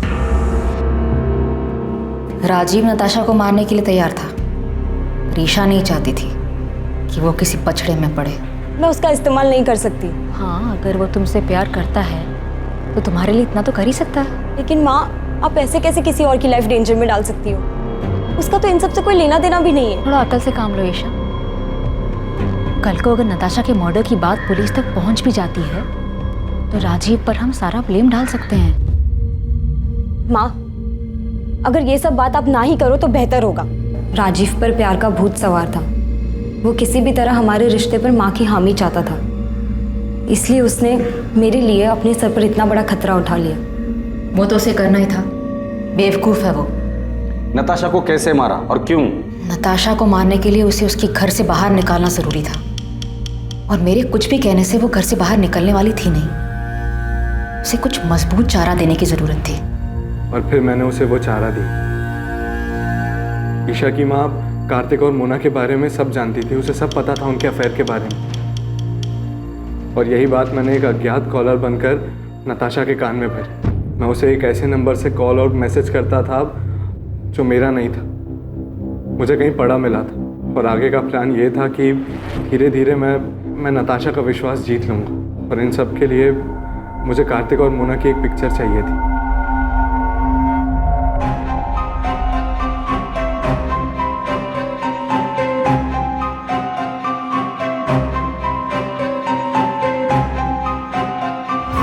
प्लान के मुताबिक 10 अगस्त को राजीव ने वो फोटोज उसे दिखाए। मुझे पता था नताशा वो फोटोज देखकर बहुत अपसेट होगी। फिर रात 9:30 बजे मैंने नताशा को कॉल कर मिलने बुलाया। मैंने कहा कि मुझे पता है कार्तिक कहाँ है और किसके साथ है और 1 लाख रुपए के बदले में मैं उसे वहाँ ले जा सकता हूँ। और नताशा कार्तिक को रंगे हाथों पकड़ना चाहती थी। वो तुरंत राजी हो गई। फिर थोड़ी देर बाद ही मैंने नताशा को मार्केट रोड के चौराहे से पिक किया। कहाँ है कार्तिक? किसके साथ है? मैं आपको वहीं लेके जा रहा हूँ। आप पैसे लाए हो? हाँ, पूरे 1 लाख है, पर काम हो जाने के बाद। ये कहाँ लेके आ गए हो तुम मुझे? यहाँ जंगल के बीच में तुमने गाड़ी क्यों रोक दी? बस 1 मिनट। पल्लवी, ईशा, तुम दोनों यहाँ पे क्या कर रहे हो? क्राइम कैसे हुआ ये तो आपने हमें बता दिया, पर एक सवाल अब भी बाकी है पल्लवी जी। क्यों? वजह क्या थी नताशा को मारने की? कार्तिक मेरा था, कानूनी तौर से भी और मन से भी। वो मेरा पति था और नताशा ने उसे मुझसे छीन लिया था, इसलिए मुझे उसको अपने रास्ते से हटाना था। लेकिन आप दोनों तो बहुत साल पहले अलग हुए थे, तो फिर क्यों? क्योंकि मैं कार्तिक को बहुत अच्छी तरह से जानती हूँ। शादी के दौरान भी उसके कई सारे अफेयर्स हुए, पर हर बार वो मेरे पास लौट कर आया था। और नताशा आने के बाद वो लौट कर नहीं आया? हाँ, पता नहीं उसने क्या जादू कर दिया था। जब पहली बार मुझे कार्तिक ने बताया नताशा के बारे में कि वो उसे शादी करना चाहता है, तो मैंने उसकी बात मानी नहीं। कि मुझे तब भी उम्मीद थी कि वो मेरे पास वापस लौट कर आएगा, पर उसने शादी की और तब मुझे बहुत बड़ा धक्का लगा। माँ इस बात को मान ही नहीं रही थी कि पापा ने शादी कर ली। उन दिनों इन्हें संभालना बहुत मुश्किल हो गया था, जैसे इन्होंने अपना संतुलन ही खो दिया हो। और इन सब के जिम्मेदार मेरे पापा थे, इसलिए मैं उनसे आज भी उतनी ही नफरत करती। धीरे धीरे सब ठीक होने लगा था, माँ की तबीयत भी संभलने लगी थी, पर कार्तिक गिल को हमारी खुशियां कहाँ मंजूर थी। कार्तिक, इतनी देर रात तुम यहाँ क्या कर रहे हो? पल्लवी, मैं तुमसे सॉरी। सॉरी पल्लवी। अंदर आराम से, आराम से। क्या हालत बना रखी है तुमने? Miss you Pallavi, I miss you. क्या कह रहे हो तुम ये? सच बोलो, मेरी जिंदगी में तुम्हारी जगह और कोई नहीं ले सकता। इतने सालों बाद अब तुम्हें मेरी याद आई है? तुम ही तो गए थे ना मुझे छोड़कर। गलती हो गई मुझसे, मैं देखो आज वापस भी तो आया हूँ। आज मेरे पास सब कुछ, नताशा, मोना, फिर भी मैं बहुत अकेला हूँ। I love you, I love you। Kartik के साथ वो रात गुजारने के बाद मेरी समझ में आ गया था कि कार्तिक अब भी मुझसे प्यार करता है और नताशा ही हमारे रास्ते का कांटा थी। इसलिए नताशा को रास्ते से हटाने का प्लान तुमने बना लिया और उसमें ईशा को भी शामिल कर लिया। क्या माँ, आपको समझ भी रहा है आप क्या सोच रही हो? तुम नहीं समझ रही हो मैं क्या बोल रही हूँ। नताशा के जाने के बाद सब कुछ पहले जैसा हो जाएगा।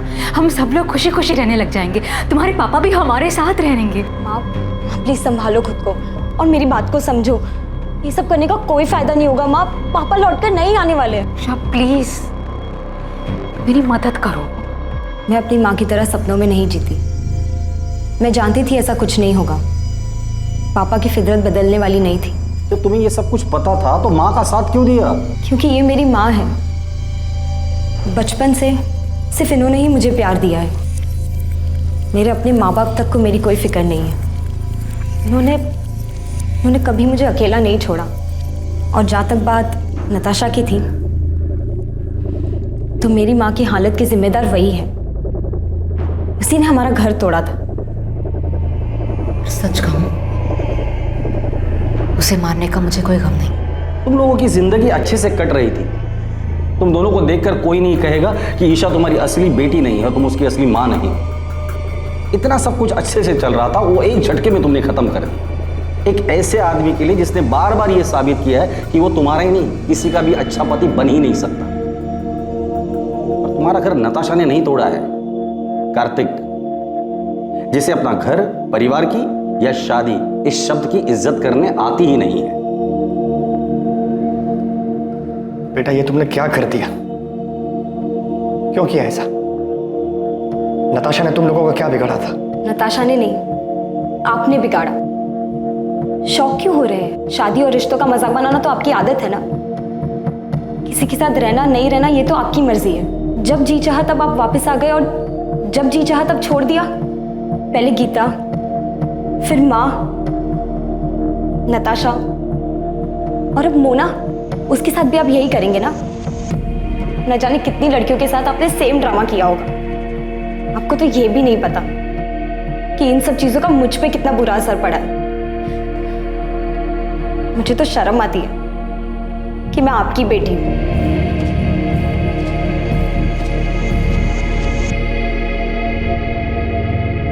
पल्लवी गिल, उसकी बेटी ईशा गिल और ईशा के बॉयफ्रेंड राजीव वालिया को नताशा की हत्या के आरोप में आईपीसी की धारा 302 और सबूत मिटाने के लिए आईपीसी की धारा 201 के तहत बुक किया गया है। राजीव का फ्रेंड विक्रांत मेहता, जो कि अपराध में इस्तेमाल हुई कार का मालिक था, उस पर आईपीसी की धारा 201 के तहत आरोप लगा है। पल्लवी हर हाल में कार्तिक को पाना चाहती थी, जिसके लिए उसने बिना कुछ सोचे समझे नताशा की हत्या कर दी। पल्लवी भावनात्मक रूप से उस हद तक पहुंच गई थी जहां तर्क और समझदारी बेकार लगने लगे थे, जहां पल्लवी को अपराध ही एकमात्र जरिया दिखाई दे रहा था और उसने इस जुर्म में ईशा को भी भागीदार बना लिया। बेशक पल्लवी गलत थी, लेकिन वो अकेली गलत नहीं थी।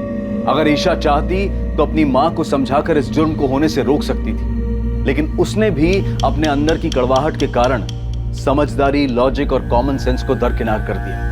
भावनात्मक रूप से उथल पुथल होने के वक्त लिया गया हर फैसला इसमें शामिल लोगों के लिए हमेशा तबाही लाने वाला ही होता है। फिर मुलाकात होगी एक और नए केस के साथ। देखते रहें क्राइम पेट्रोल सतर्क, सोमवार से शुक्रवार रात 11 बजे। और याद रखें, क्राइम और आपके बीच में सिर्फ इतना फर्क है कि आप कितने सतर्क हैं। सतर्क रहें, सुरक्षित रहें। जय हिंद। इस तरह के और भी एपिसोड देखने के लिए हमारे चैनल को सब्सक्राइब करें और बेल आइकन दबाना ना भूलें।